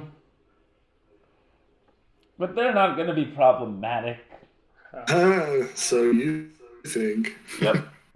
Well, what kind of objects can the workshop create? I mean, if it could create Zephyr or something, like, Yeah.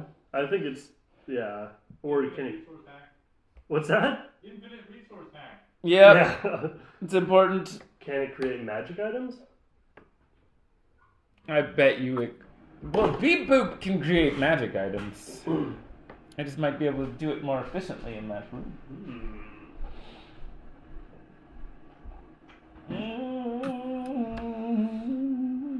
I mean, Gray is. I think we're good on defense for now. I feel Yeah.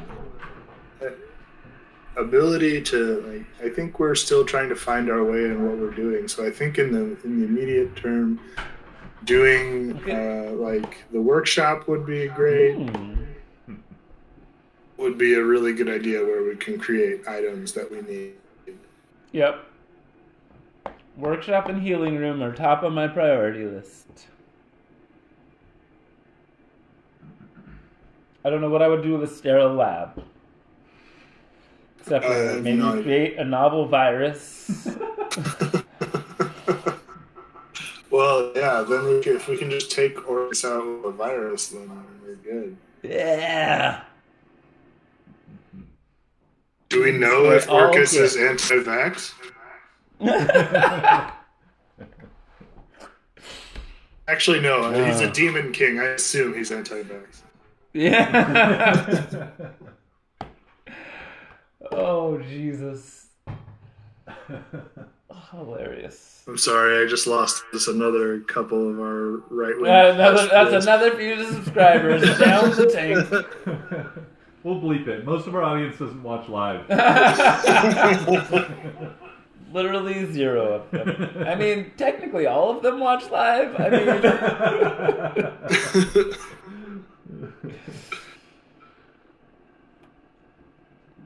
just, when we go for Patreon, we'll come and scrub the back catalogs. It's okay. We'll clean it up. I think with every trip that Gray drops off for, it's like, done yet? Yeah, we've got to be done by now. I imagine that I send Ellis and the rest of the crew to help. Yeah, in pretty short order, you throw in some more bellstone, and Shippy says, "All right, that's fantastic. That's fantastic. That's enough for now. For the Panopticon Atlas." And I'll bust But I out can do the more Atlas. for you. Can I do more for you? Maybe. Should be. All right. Worry about the Atlas All right. first. All right, I'll take a moment. And you guys find in growing in the quarterdeck back here, where the are you turning the camera on? Oh yeah, I'm turning that camera on. Yeah. All right. So Jared, on the vessel here, the quarterdeck being at the back here is where the pilot's quarters and crew in like a captain's quarters are. Okay. So back there is where you see, or our Shippy says, oh, yeah, just above, you'll find, oh, yeah, it's coming in nicely now. You guys head upstairs, and in this like captain's quarters area that you guys haven't like done much to the interior of Shippy since, I mean, you've only really had Shippy for a few days, and it's been like careening from one, crazy thing to the next. But in the space you see like growing up from the ship is like this elaborate like map table that seems to be at any moment as you like come in and you like open up the Panopticon Atlas, a reflection of what is displayed on the Panopticon Atlas itself. Has a seeming like connection to it.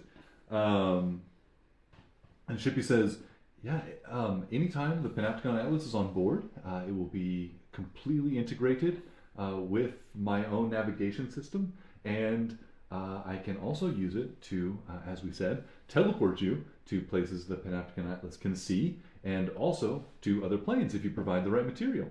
And furthermore, I can also use my,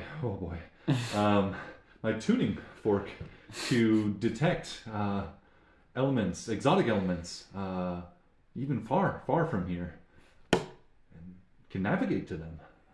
Panopticon Atlas really has extended my vision, far beyond the ship itself. Oh, that's helpful.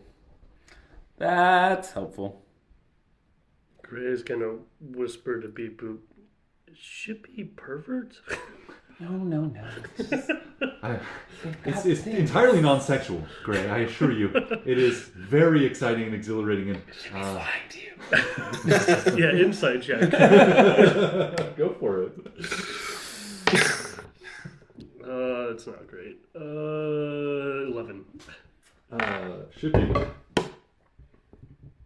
rolls a 4 in its attempt to persuade you of the truth, and you are more convinced than ever that it is a sexual thing. Shippy and heat. Just sometimes things feel good. Yeah, just so flustered. No, great. It's not sexual at all.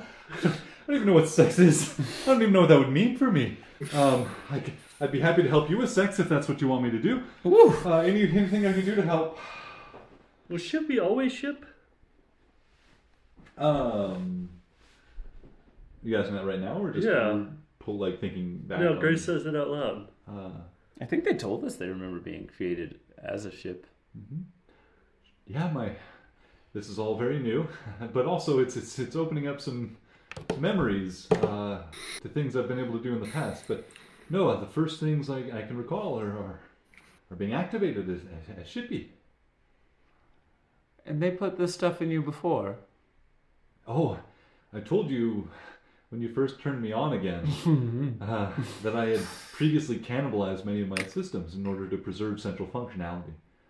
Yes. Oh, yes, you did. Okay. These are many things that I've done in the past at various times. Some of them are new, things I've thought of just for you. Oh, thoughtful. Can find more Bellstone? Yes. Ooh. Where lots? Below us. Oh, Shippy, did you see the big stars that came out of the ground? The light? The unfolding crystal? Yes. Yes. Can you find more of those unfolding crystals?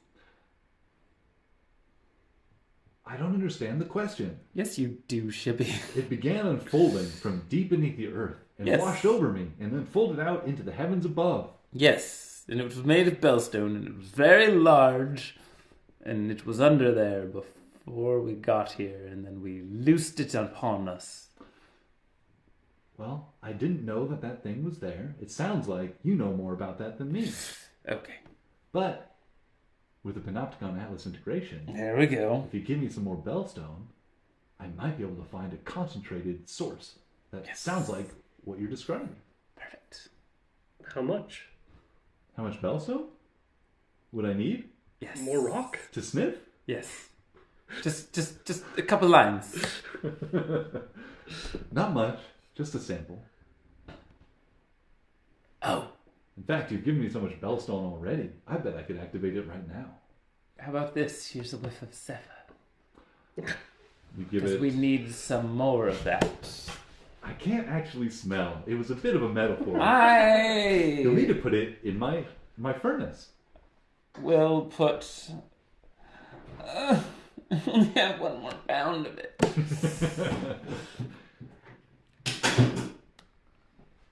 I'll put half of a pound of it in. And since I haven't slept yet, I will spend another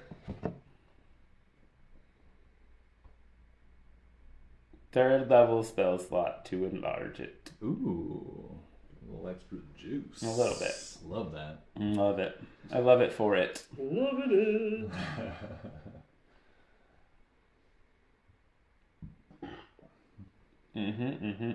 Yeah, so you enlarge the Zephyr.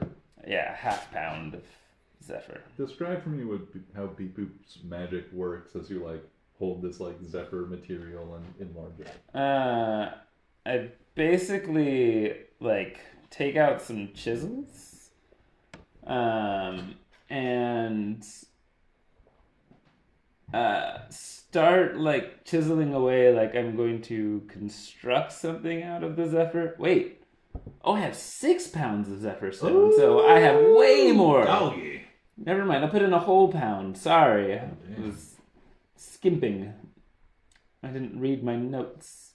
But yeah, I'm gonna like chisel, like I'm actually trying to make something out of it. As I chisel it into a different structure, it like adds more to it. Yeah, like the flurry of motion. Yeah. You expect it to be smaller and smaller, but you're like it's as bigger. it keeps like chiseling away into the stone, awesome. it keeps growing into a shape that ends up looking like a tiny shippy. And he puts it in the hopper. Love it. Shippy receives your offering of Zephyr. It says, and as you put in the Zephyr and it burns up and Shippy consumes it, I think you all feel a sort of vibration again. This time, Gray, far less horny and far more focused, running along the spine of the ship and out along the tuning forks. That like this ship, if you recall, like has under on its keel, the bottom like center line of the ship, this like immensely durable metallic element that protrudes out 15, 20 feet out of the prow of the ship as this like immense tuning fork. And you feel this like vibration run along that as if like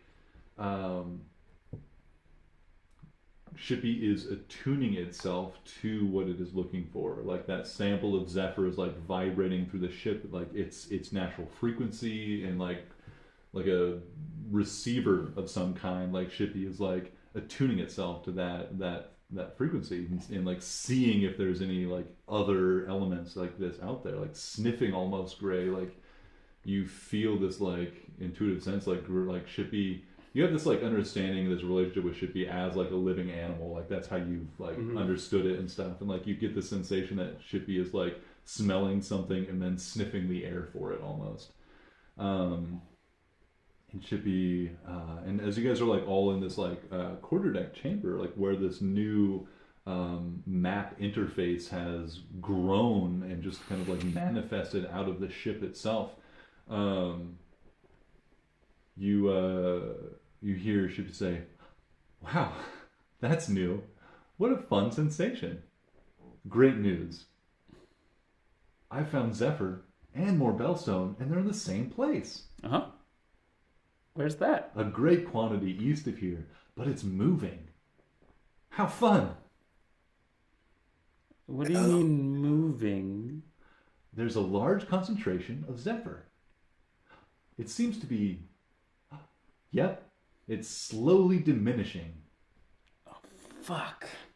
Right east of us? East, over the mountains, I think. Oh, shit.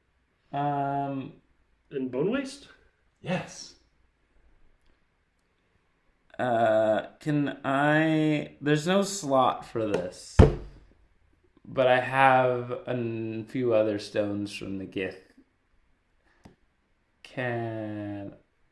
Is there any way for you to analyze this as well, Shippy? I'd be happy to try. Great. Which one of the slots do I put it in? The one I'm most familiar with is the Bellstone slot. So why don't you put it in there and I can tell what differences it has with Bellstone. Oh, sure. And I will put some of it in there. God, having to manage my fucking inventory is just stupid. I'll just put a whole stone in. I don't want to do more than that. I'm already using one, so I'll just put one more in. A thing of And these are Lucidium. One of the Lucidium shards retrieved from a Gith. Yes.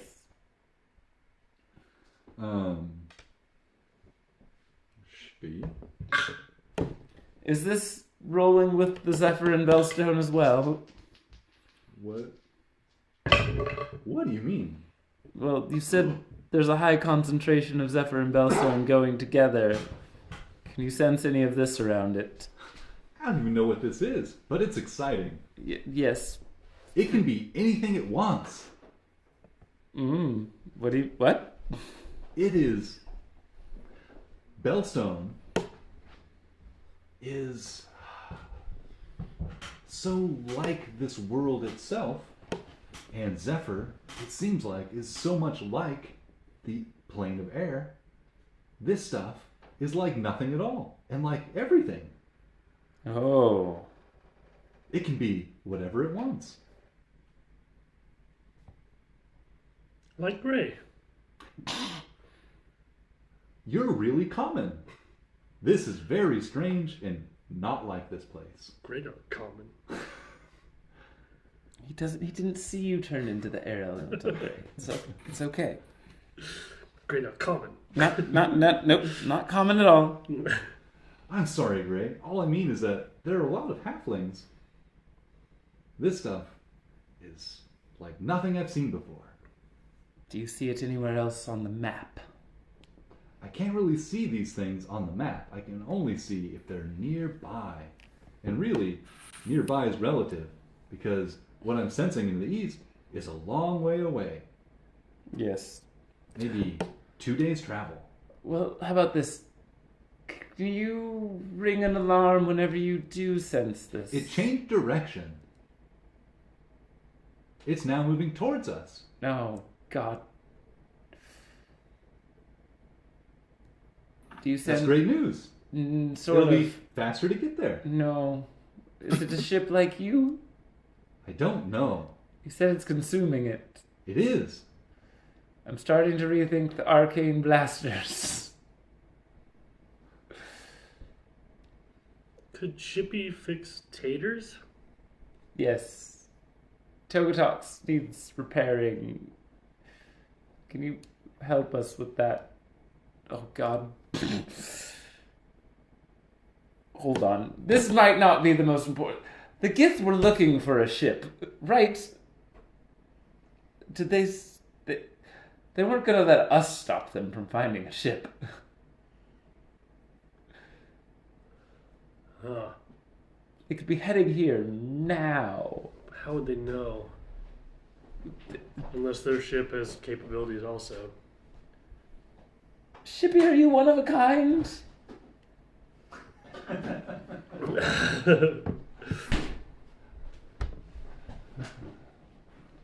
There's only one ship just like me, but I remember being a part of a fleet of other ships.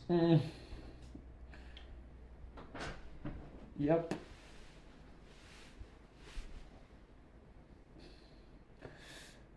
Are there any other locations where Zephyr might be that aren't currently flying directly towards us?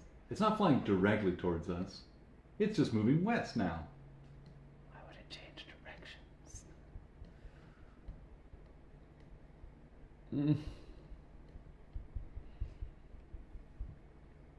That's the only source of Zephyr I've seen in this region.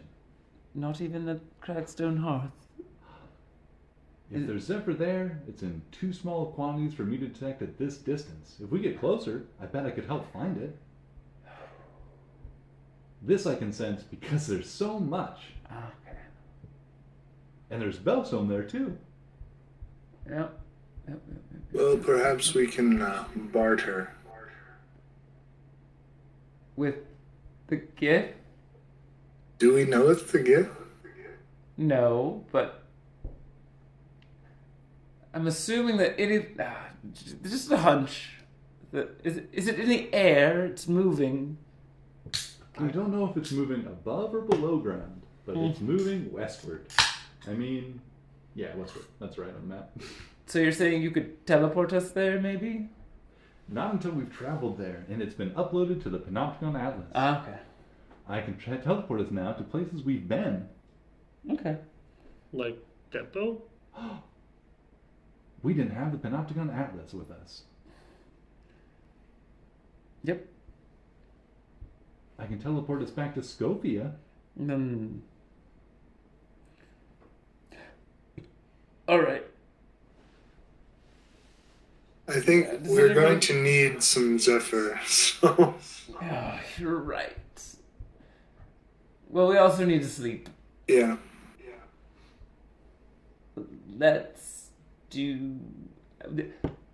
Is it able to ping it on the map where this stuff is? Because Lumos is on the map. Is it on the way towards Lumos, or... I can show you on the map where I see the Zephyr. Excellent.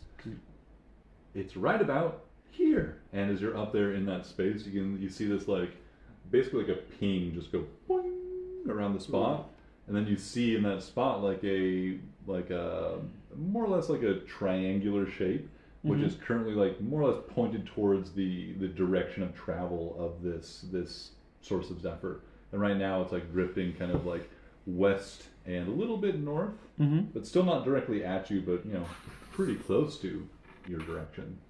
Okay. How far past the mountains is it? What's our... Over yonder. Man, I really need to make I need to make a bone waste map. It's been on my to-do list, but so you guys are like up here. So it's like on the other side of the crag spires and then like out into the wastes, but before you would reach any of the Necronomicon altars. Okay.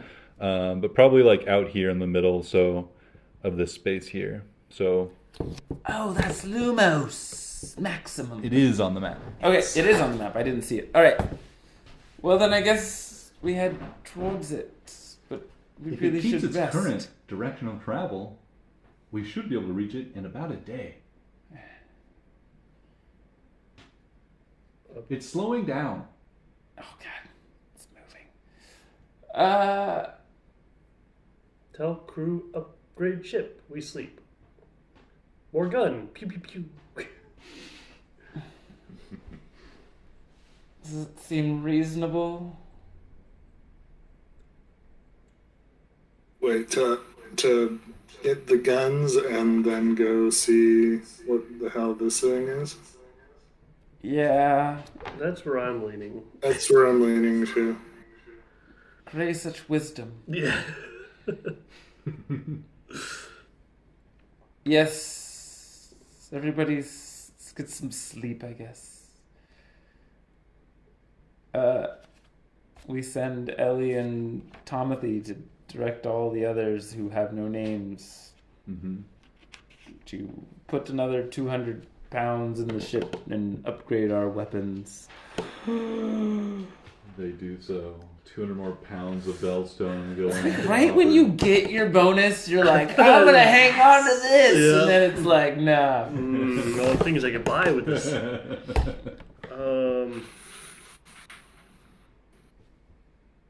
It's like when you're comparing, like when you're playing a video game, you're like in region 1, you're like looking at all the shop prices and stuff. You're like, oh man, I have enough money to get all this stuff, and then you like get a bunch of money and get to region 2, and everything's like 3 times.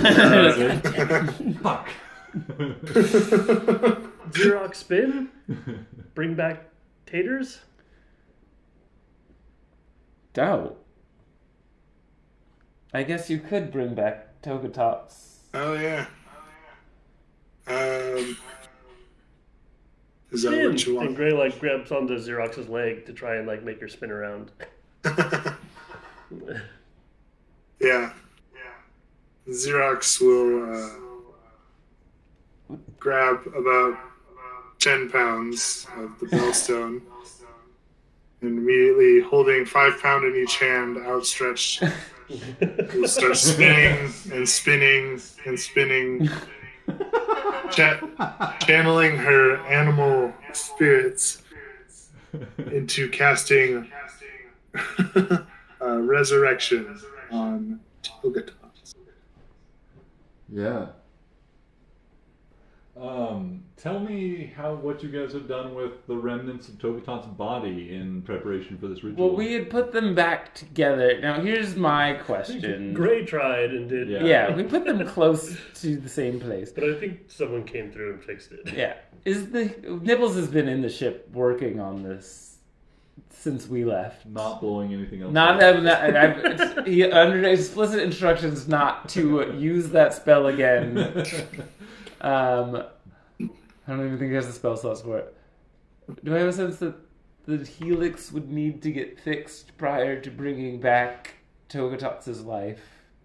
Yeah, I think Nibbles would definitely have that insight. Okay, for sure. So there's like the spell is going to do a huge amount of that work because similarly to like casting resurrection on a living person, like it restores like missing limbs and things. Like it does a lot of that work of preparing the body, but like in a very real sense, like in a very like maybe in a different sense, this is more about the housing for this thing's soul. Like the body is different than a biological one, can probably like even if it doesn't like restore the connection between the upper torso and the lower torso, it's not like it's not gonna like torn some intestines or something. Like it's probably still gonna function, but what Nibbles' insight would be, I think, is it absolutely needs to have a vessel for the soul to be repaired and to be contained. Yeah. But I think why don't you give me an Arcana check with advantage from Nibbles? I had an idea to use that red bellstone, the fancy stuff that Xerox had, if she doesn't mind sharing it for the cause. Well, I haven't had any use for it, so yeah, sure. Yeah. Knock yourself out. Okay. 22, and Beep Boop will help extra by adding another 5 just by aiding his arcane wisdom and knowledge and superior intellect. Yeah. And so 27. Having like a living, not quite breathing, like person that is like very similar to the thing you're working on is very helpful for an artificer or somebody who's a tinkerer or whatever. I would say with that roll, I think with that roll, Nibbles has a pretty significant insight. And that is about the structure of the arcane helix that held Togatot's consciousness or soul, if you wish to call it that. You knew that there was something about the cold iron that was binding and containing this thing's its soul, like its purpose, and like binding it to a specific demand, containing it in some way, directing it in some way. That has been utterly destroyed. Yes.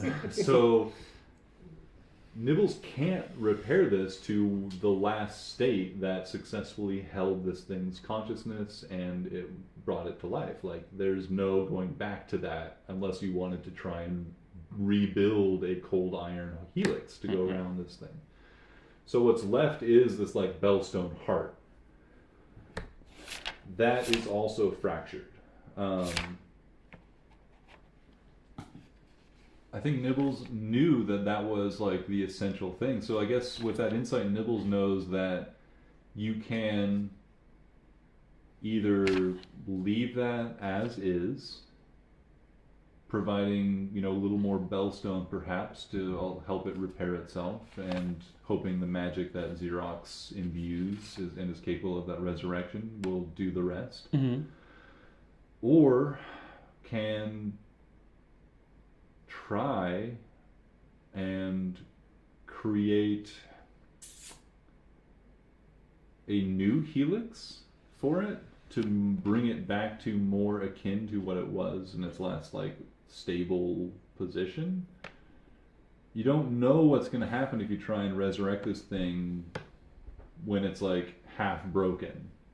You don't know what's gonna happen if you try and resurrect this thing without any sort of like helix around the central like bellstone core.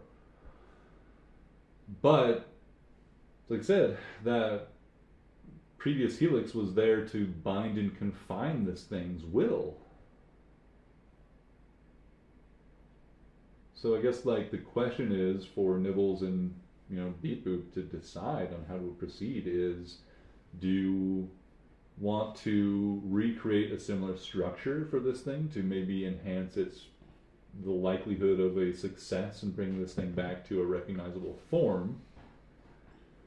Or do you want to see what it will become without any of the guidelines that previously bound it?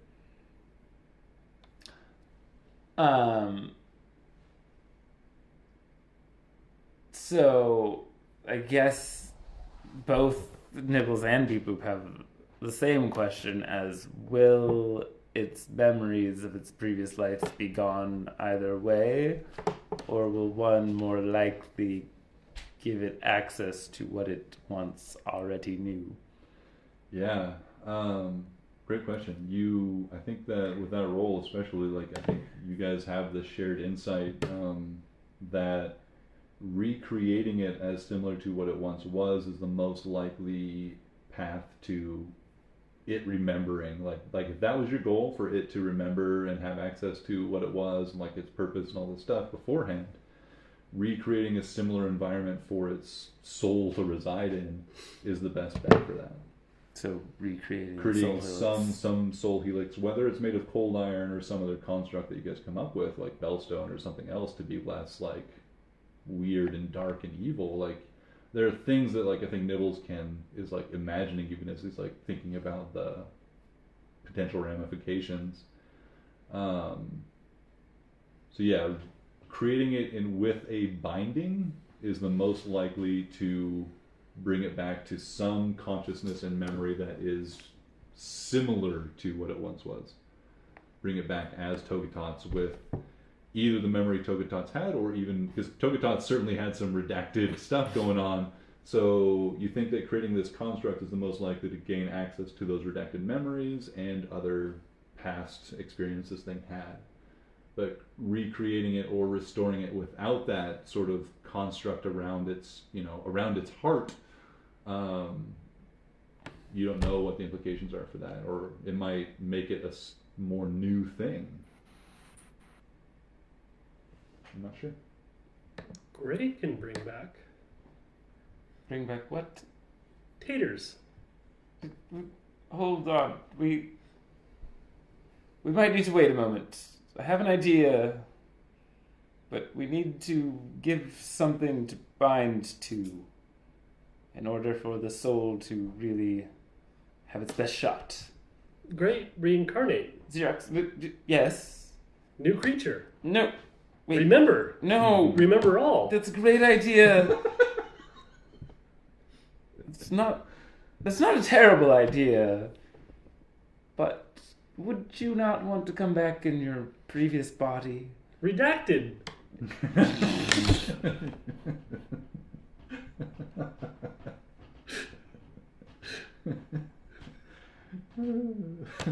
It's gonna take a second to recover from that. It's fucking hilarious. Yes, redacted. I mean, but I still think, won't it need a soul to revive and reincarnate it? Has soul. Need new body. Its soul is currently broken. I guess we need to bind it to. Nature has soul. Yes, you are kind of right. I have a sense that he's right. Yeah, I think that you would know that, like, I mean, like, similar to how other resurrection magic and stuff works, like, you know, the soul knows to come back to its own body. Like, in the same way you suspect that this thing's soul or consciousness would come back to its own body if called, you know, if the spell was successful. Its own body, As but long as maybe it's been within 10 days. reincarnate does something The different. reincarnate, yeah, does a little extra. It creates a new body for the thing. Yeah, so a reincarnated creature recalls its former life and experiences. It retains the capabilities it had in its original form, except it changes its original race for a new one. It changes its racial traits accordingly. And I touch a dead humanoid or piece of dead humanoid, provided that the creature has been dead for longer than 2 days. This is not technically a humanoid, so Oh. it may not Oh, never work. mind. But I would definitely be up for Gray investigating ways to try and make this work. Because you guys are definitely a little bit off the map as far as any of you know about, like, the magic you've. Like, I don't think any of you have done like this sort of like extreme like high level magic, also combined with a very exotic and strange creature. So like you're definitely a little bit off the map as far as those things. So if you wanted to investigate those things, you definitely have the freedom and option to do that. Yeah, okay, well, Yeah. kind of like he repaired the heart. He's gotten up in these guts before. He's not lying. He's gonna see if it's you know how. There's something comparable. disturbing of like just referring to Gray as sexual in any way. I feel like Gray should just be like a non-sexual entity because he's just so dumb and childlike. Like it's just like I'm okay with it. Entertaining as all get out. You know, he's been up in those guts. It's platonic, man. It's platonic. up in those guts. Yeah. Gray. Can he figure how to make some of these mechanical potential things into a human? He's hung out with the gnomes and saw their fish creature and how their robotic fish creature was fish-like. He's You seen mean their boat? yeah. He's seen angler. He's kind of, you know, gotten up and beep boop a little bit as well. He's sent He some has? bugs. He's sent some bugs inside of Okay. some of your vents. He's heard stories. Bug reports. Oh, Bug Jesus. reports. That's so good. Buggy report. Yeah, we'll investigate. Yeah, absolutely. So, yeah, in this moment, like, where I think Nibbles and Beep Boop are definitely kind of, like, conversing and discussing, like, what their theories are about their options. Xerox is preparing the ritual at the same time, like... We've told Xerox to settle down. Don't get too spinny yet. Let's wait until morning at least. I have something I need to do.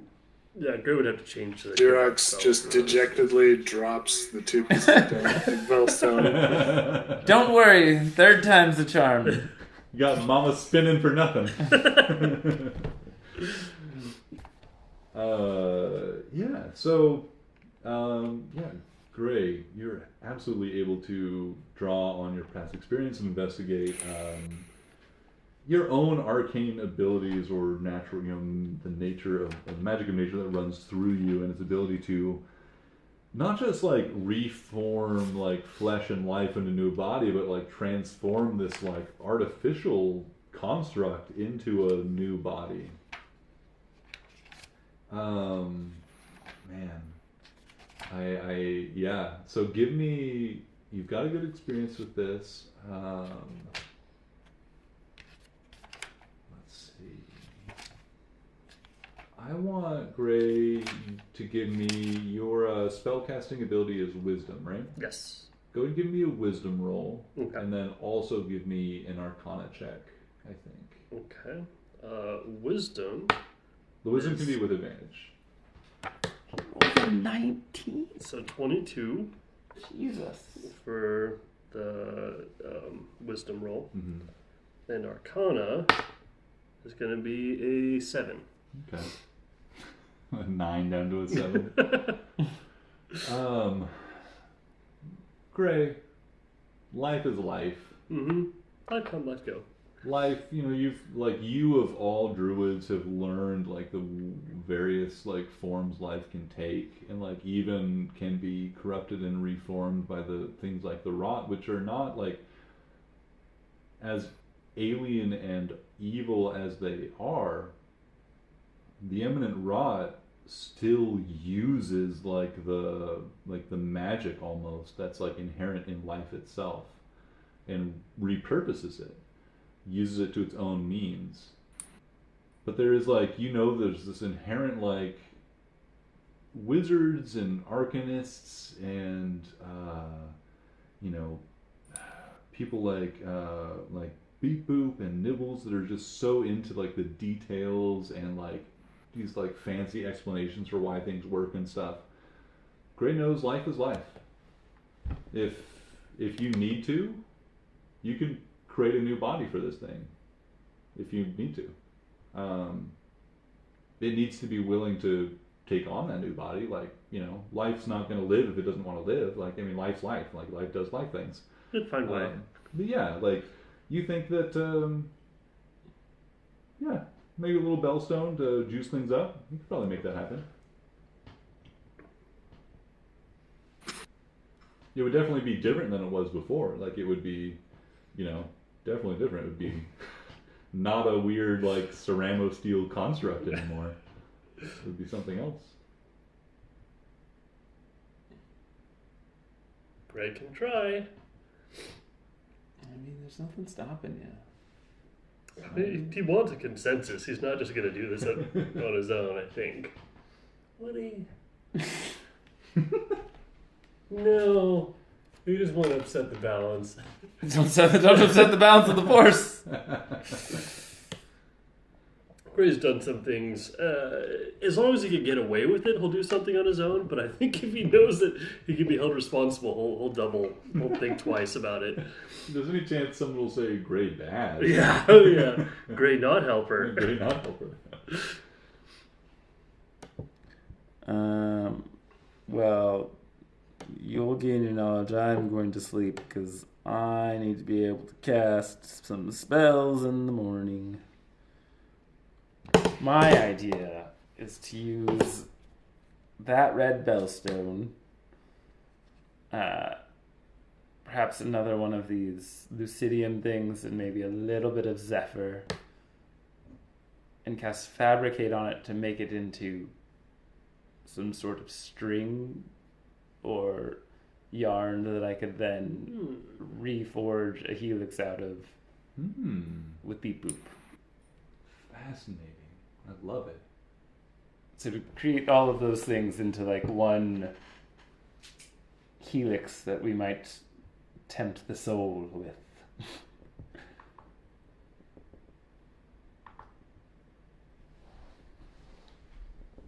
And then if he wants to come back as something else, whatever. If that doesn't work. If that doesn't work. I think that's a good idea. Yeah. Put your homunculus inside of his heart. And then you can control him. No. I don't know if you know this about people, but it's entirely about free will. It's one of the big sticking points. This, to some extent, I think Nibbles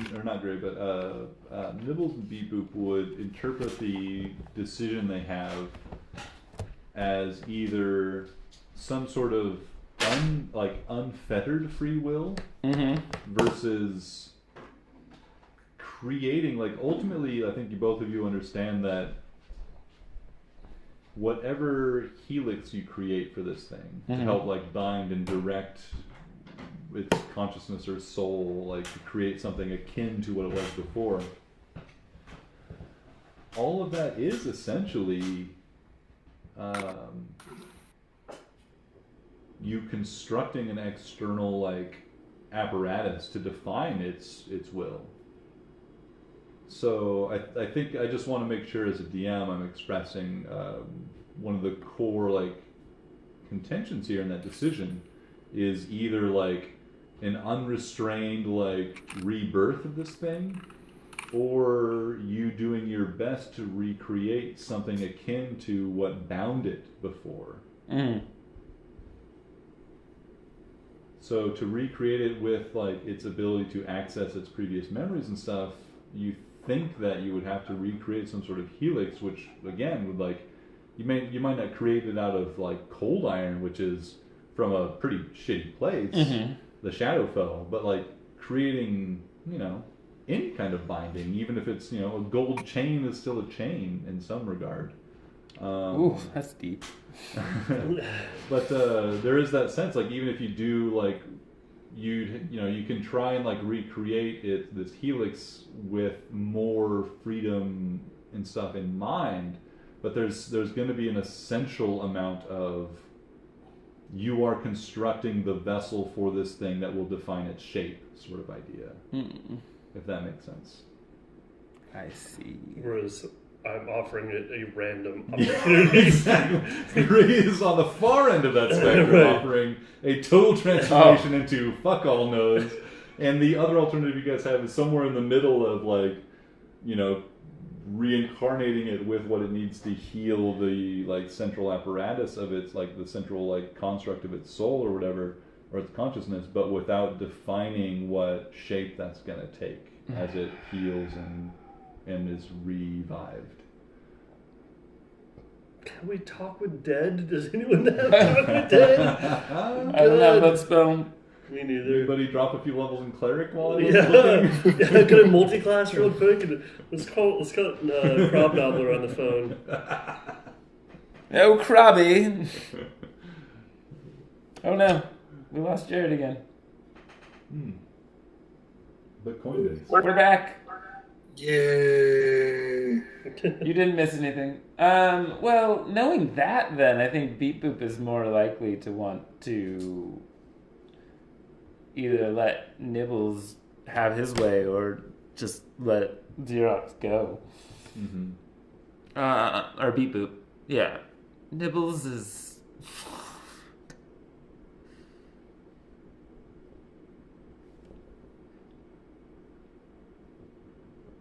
Nibbles likes chaos. Disintegrate! Literally, Nibbles likes chaos. He created Beep Boop out of selfish ambition, but he's okay with this. As long as everybody else is. What does Nibbles want to do? Nibbles is chaotic. He doesn't care. At this point, literally, he's like... Gray's Bring it offering back. this up. He's not, saying that this is what needs to get done. He's just come to the realization that he knows a way to The bring... real question is, what does Xerox really want to get the spell off? Because we've kind of, every time that she's tried, just said, hey, bring it back now, yo. And do we want... If we give it a new body, it doesn't have weaponry that could potentially kill us if it feels like, hey, this is what I want to do. If we give it its old body, there is the big armor and weapons and big gun that it has to contend with. If it decides it doesn't like us. It wanted to kill abominations. I can't remember where it landed on Ellipses. I think because Ellipses has the rot, it would probably kill Ellipses. It would try. Potentially. So disarming it may Might not be a bad idea. Bad thing. But now Beep Boop is like, hey, If it accepts, don't tread on him. Right. Let him keep his guns. It's his Second Amendment right. shall not be infringed. Shall not be infringed!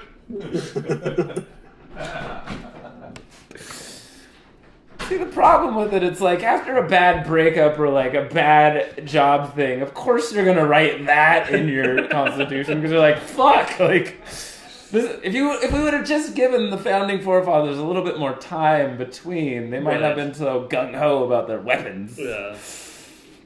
If they saw, grenade launchers that you strap onto assault rifles, they may question how much. We might want to infringe upon this. Wait a second, it's not just gonna go to like rich white people? Wait a second. But think about how many slaves you could keep in line with an AR. I mean, you're right. You're right. Like, Yeah, Gray's completely on board with whatever. Gray is pretty neutral on this. Gray just, What do you think, Xerox? I mean, so it's either resurrect it. So you want to resurrect it without constraints? Yeah, pretty much. That would, I will note, likely bar you access from its memories. I thought that was the whole point. That's the trade-off, is reconstructing it very similarly to how it was previously bound and constructed with some form of helix is the most likely way for it to take a familiar form and remember its past. Creating it in either the other options, I think the other alternative to Beep Boop and Nibbles is creating it without some sort of binding helix, which would likely render it more or less like a new creature with less access to its previous memories in life. And then on the far end of the spectrum is the total reincarnation into fuck all knows. I mean, if Nibbles loves chaos. In which case, nature will tell. I think Xerox thinks that we should try to recreate it with the helix so that we can access the old memories, because that's kind of what we were interested in the first place. Beep's okay with this for now. He's just had an idea. He's happy to do it.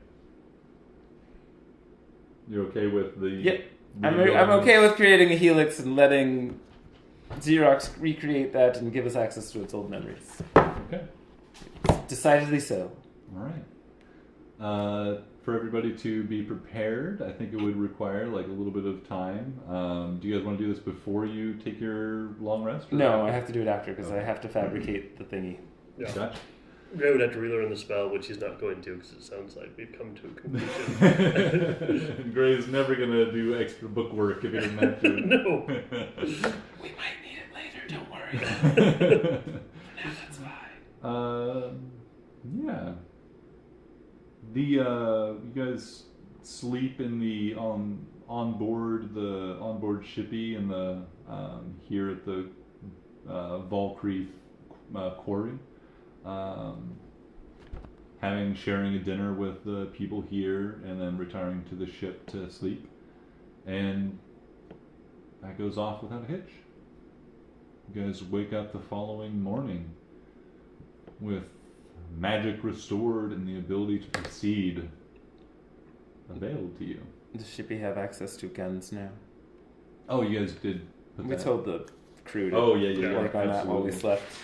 Up on the deck, you see that the what had previously been these like constructs on the deck of the ship have now been like you can see like the wood of the deck of the ship is like grown up into and around the ballista on board the deck. And on top of that, also we now have like this automated loading system for the ammunition. Using now, Shippy now fires magic ammunition for overcoming resistance. Okay. And also, you can fire one extra shot per round with the automatic loading system, which I think was 2 shots, now up to 3 shots a turn if you spend your action and movement operating the gun. Nice. I like that. Ooh, Shippy, you so fine.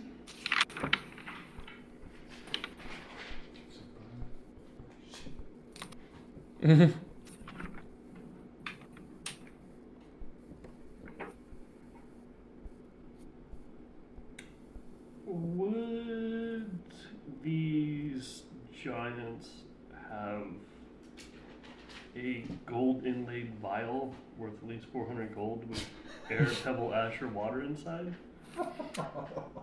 Or one of them the ability to craft such a thing? The giants, you have not. You.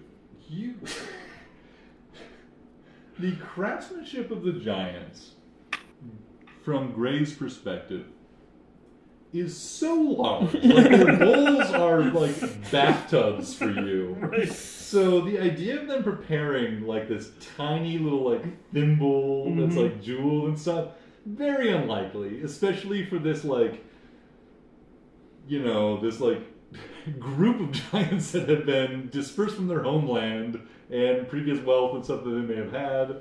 No, they do not have this. Okay. You do recall, of course, that Bellstone can substitute many spell components, if that's what you're after. It's an item that I must have. It doesn't get used up. It's, I see. You know. Yeah, those do require still to be things. It's made of gold, you say? It would be a gold inlaid air, a pebble, ash, and water inside a gold inlaid vial worth at least 400 GP. I can work on creating something like that for you. I'd be happy to help. Yeah. If you create Yeah, shut the up. fabricating facility Yes. for me, Alexis, shut up! we can build something up like that in no time. Yes. Excellent. That's exactly the sort of thing the fabricator would excel at. Make magic item? Indeed, we could even, if you can enchant items, I can assist. Yeah. The fabricator would be able to do a lot of things. Fabricator 9000. I Beep want Boop the wants it. fabricator. No, I want it. Okay, well, Get a 3D printer. We'll get the med. The med bay. No, we're not getting we have 590 pounds left, so...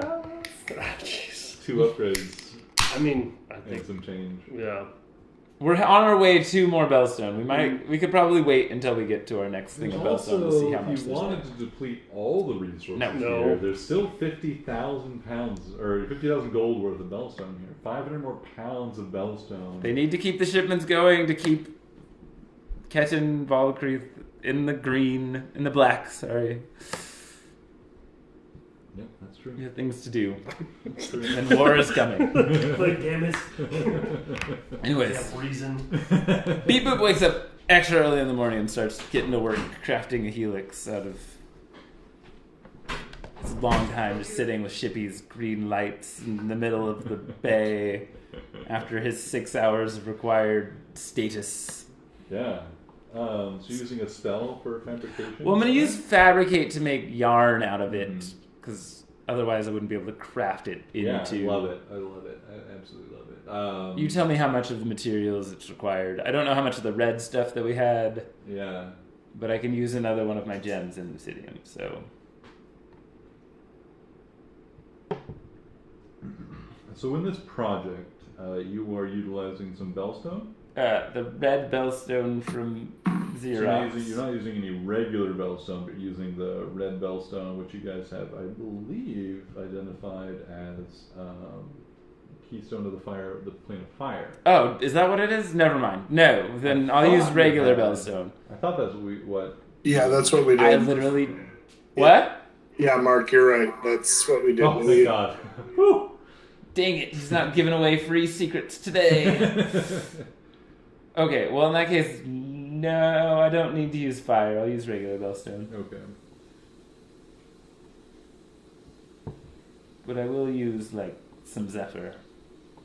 A little dash of Zephyr. A little half pound of Zephyr.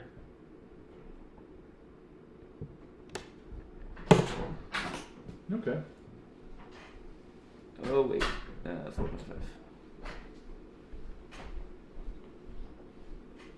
And however much bellstone you tell me that I need to use. Yeah. And a gem from the Lucidium, which can be anything. God, we only have one left. It's fine. Yeah. I'll kill more. Get Yankee. Why don't you give me an Arcana check with advantage? You can do this as Beep Boop or Nibbles, whichever you prefer. 24. 24. Yeah, you prepare those components, and you think that much like a resurrection spell, the magical components restore the body, which, from your understanding, is like arcane theory, like humanoid bodies are the vessels for their souls. It gets really weird talking about like dismembered limbs and things like that, but like the spell seems to like find it and like restore those things through their own magic, and you hope that or expect with what you've discerned between you and Nibbles that the addition of this helix will help basically addition of these materials and prepared in such a way that the resurrection spell will recreate the helix, kind of like setting the place for the resurrection spell to take a certain path. And you do so. You prepare these elements: the bellstone, a half pound of zephyr.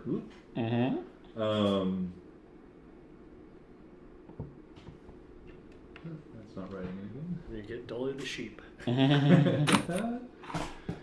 And all things are prepared. Nibbles, Beep Boop, you working together look to each other, and neither of you can think of any additional alterations to make as you reassembled the body of Togetos as best you can, bringing back every fragmented piece in its roughly what shape you think is correct. And what's more important than that, you believe, is preparing the components and the initial craft work to create a helix for Togetos to come back to. That is, if not identical, very familiar and similar to the vessel that contained that soul before. Like to state that we're going to do this in a locked room deep in the hull of the ship. It's not to have any moments of waking up and running away. Is this after a long rest, or are you doing this before? After the long rest. Okay. No Lelu Dallases. You guys are still just hanging out at the quarry, or do you guys disembark while this is going on? In the ship. Oh. No one can fly except for Gray. Who needs rest? All three of you can fly, but two of you are involved in this ritual. Yeah. So if you want to drive, you can, but you could also stay down here with us. No, Gray's another opportunity to get a little close and feel what it's like guts. Give in them guts! See what it's like to have shippy and heat. To fly the wild beast. Yeah. Ride the lightning. He's a little horny now, so he's moving a bit faster. Yeah, like Gray, you guys make your goodbyes with the giants and the folk here of the quarry and mine. Take in the remaining supplies. Xerox, I imagine you might replace the expended and lost torches from the last adventure, if you so wish. I'll give you that little note as far as, managing bullshit items. But if you're welcome to restock your supplies and anything else that you guys need for rations and shit like that before you depart.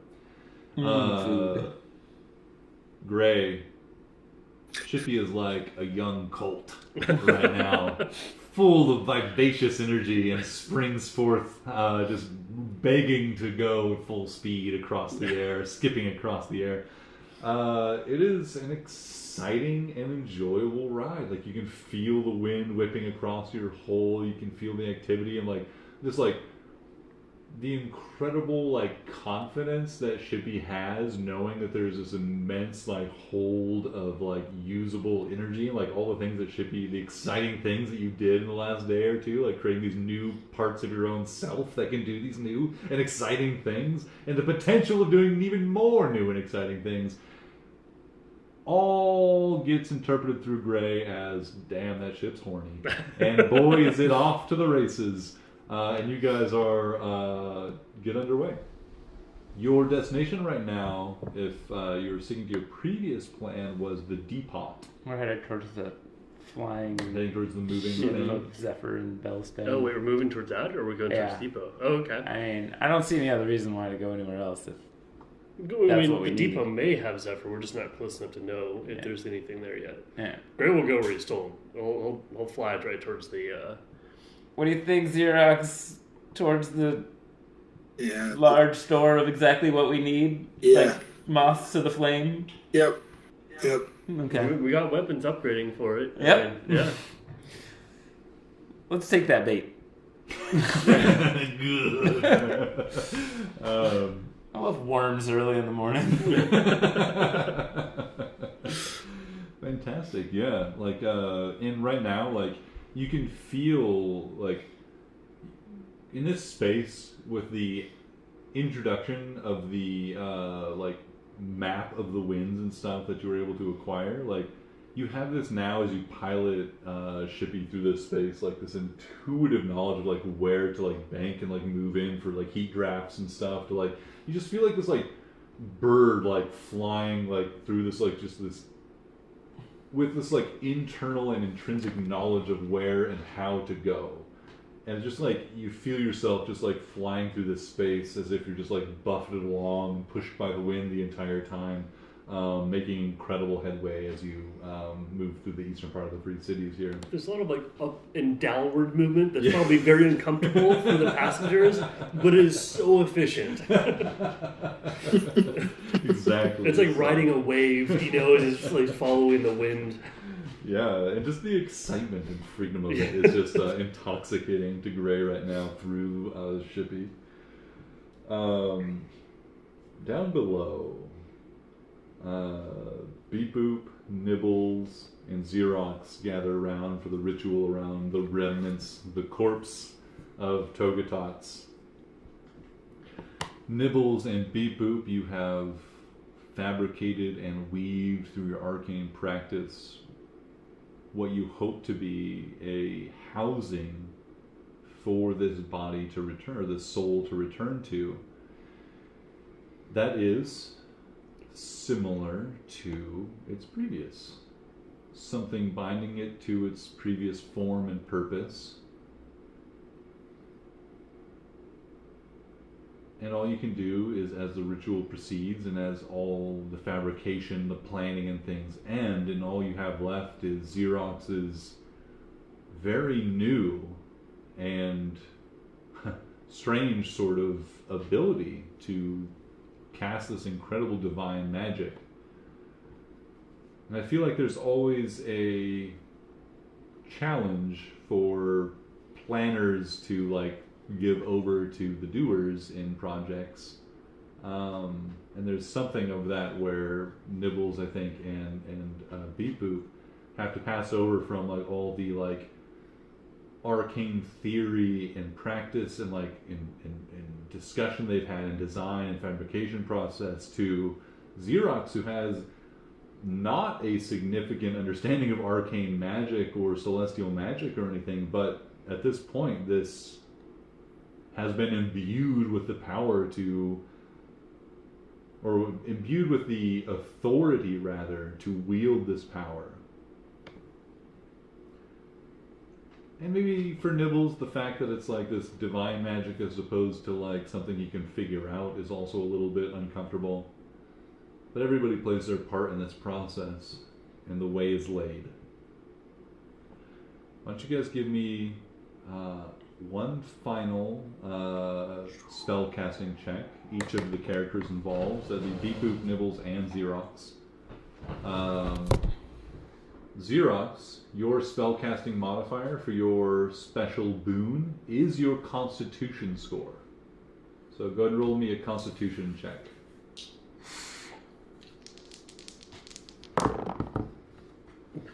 Ugh. 9.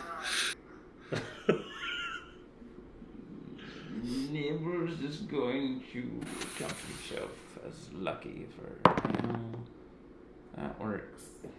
There's not much I can do about that, but it's hold on, I gotta look up everybody's stats real quick because I don't know how handy. So 12, 17, because they're going to use clearly the benefits of their extra insight. So 15 for, wait, what did I say? 17 for Beep Boop, and 24 for Nibbles. This was 24 for Nibbles and a what for Beep Boop, sorry? 15. 15, 24, 15. And Xerox, what'd you get? 9. 9. That's enough. It's a good number. Good Nine. number, good number, good number. 9 is a solid number. Oh wait, it's a 23 for Nibbles. 23? Not a, what you said? No, it's 24. 4? 23. 9. Hasn't leveled up recently. Unless. No. He's got other things to do.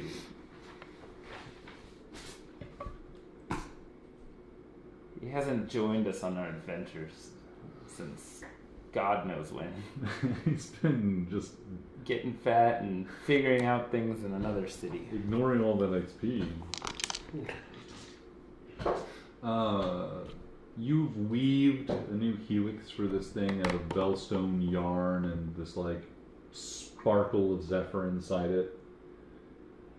Xerox, you begin to perform your ritual. You again take those previously dropped chunks of bellstone in hand and begin the whirlwind. Begin spinning and spinning and spinning again. Mm-hmm. This time to completion. How does the spell end for Xerox as you finish your resurrection spell? As she's spinning, she's holding this bellstone tighter and tighter. And she crushes it in her hands and it almost becomes like a powder, and she jumps over the top of the body and just LeBron James the powder all over the Yes. all over the supine figure, landing on the other side in a Avengers.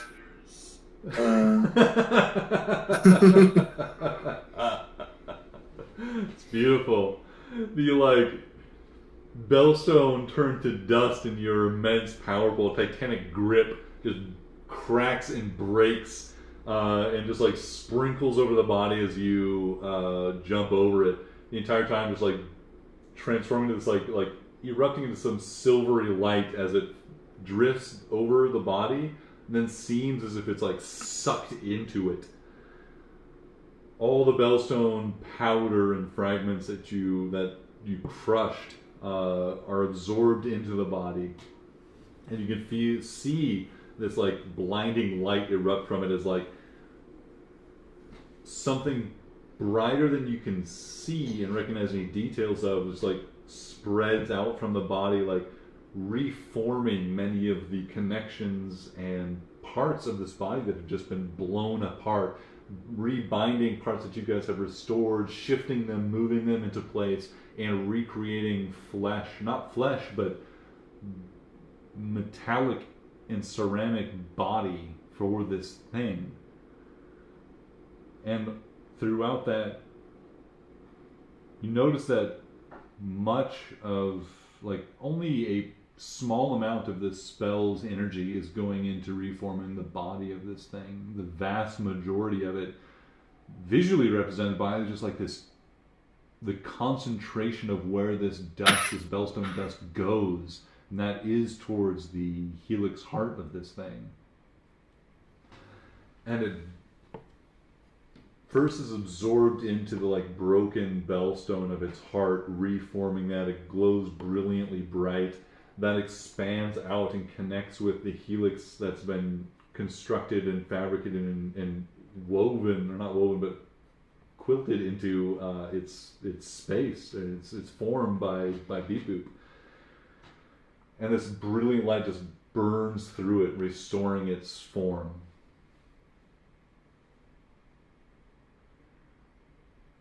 Nibbles and Beep Boop, I think, with your observation focused on the heart of this thing, this new helix grows and is formed around this thing's bellstone heart.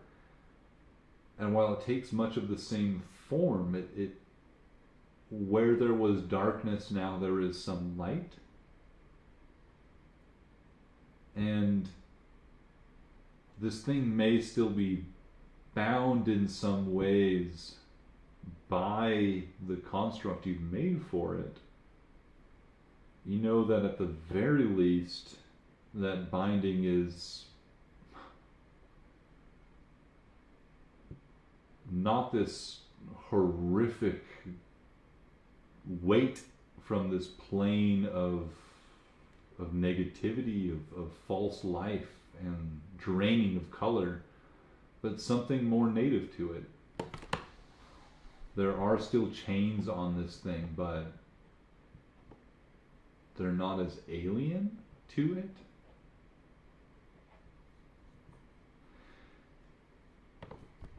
But light fills that central helix, fills throughout its body, reforming much of its form in this construct's body. You've seen magic heal flesh and bone and blood, and this is much the same but different in its display. Just like you see this like ceramic plating just like grow forth like a fingernail to cover blown out portions of its body. And in a few moments, as Xerox recovers from their heroic Avengers pose, standing behind her, there is a gasp of life returning to Togetots. Designation 707 or 70647. What? Who the fuck are you? Friends? Who are you? 70947075? Give report? Yeah, that sounds right. Ray is very familiar with having like parasites and bad creatures living off of him. Mm-hmm. Does he sense like something unhealthy that has just been reborn inside of his body? Gray's flying that ship filled with that joie de vivre of Shippy. He's on cloud nine. Yeah, he is. But no, Gray's feeling things inside his own body, or maybe it's Shippy's body. You're not sure. Things are but tingling. They're tingling and exciting. but no negativity has come out of this. No, certainly no. Like, yeah, I don't think Gray would or Shippy would define this as some sort of like, yeah, like they wouldn't find this as, yeah. He is surfing the airwaves. Yeah. Completely unaware of what's going on.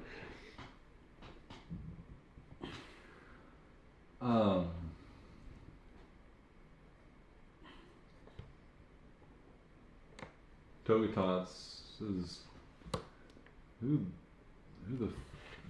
where am I? Like sweeps, they're still like, you know, they've taken on this familiar form of this Warforge with a few like cracks and like what look like scars effectively on its body, but reconstituted in what it looked like before. This Warforged made for war, like certainly built to be sturdy and to force over grace in its case is still apparent here. And it swings its legs over the table edge, stands on its own feet, walks to the porthole, the window, looking outside the ship and says, "Huh, they're flying." It's familiar territory, is it not? I mean, Remember looking down from a great height. You know what those are? The times? No, Metal? No, those. The mountain? What was he pointing at? Yeah, you come up to the window, beep boop, and Xerox. You see what looks like flame falling from the sky Oh, fuck. in your direction. There are 3 flames in the sky, Oh, no. just burning. Something up there is burning a lot, and it's just plummeting in your direction. Does this look like the last time we had a visitor from outer space? It looks not terribly dissimilar from when you saw Togatots descending upon you, except these things a lot fucking bigger than Togatots' little pod. Oh, no. Chippy, any new incoming messages? And that's where we'll end the session! Grant will see these flaming things falling down from the sky and remember Beep Boop completely fucking up. And he's gonna try and do the same things you remember Beep Boop doing to try and like knock them off. He knows how to deflect them. He's seen it happen before. Oh, fuck. Oh man, what have we done? God, we really need the girls back. We keep fucking this up so bad. Why don't we just let things be? It can't just be. It's not how the story goes. As we're also flying towards this like possible. Oh yeah, fuck. Oh no, this is so bad. It's a good thing we upgraded the weapons first. Yeah. Have we had a full night's rest? Yes. Oh, yeah. Okay, You got it. okay. Okay, how much larger than Togatot's special? I think in this moment, we'll start maybe with some perception checks last time. Alright, Next time. fine. Oh fuck. It's hard to tell from their height or the speed with which they're descending. I'll take a moment to get an idea of their size. Oh dear God.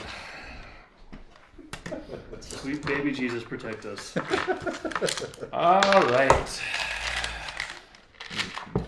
I will definitely be looking over my spells. That's probably a good idea. Well, Jared, we missed you in person meet Yes. space, but Glad we could make it work. glad you are here to witness our chaos. Oh, And yeah. thank you all for coming out to visit the house, Yeah. Of course. Oh yeah. or virtually so. Yeah. Hopefully get out there soon. Yeah, Jared, you gotta experience the stairs. Okay.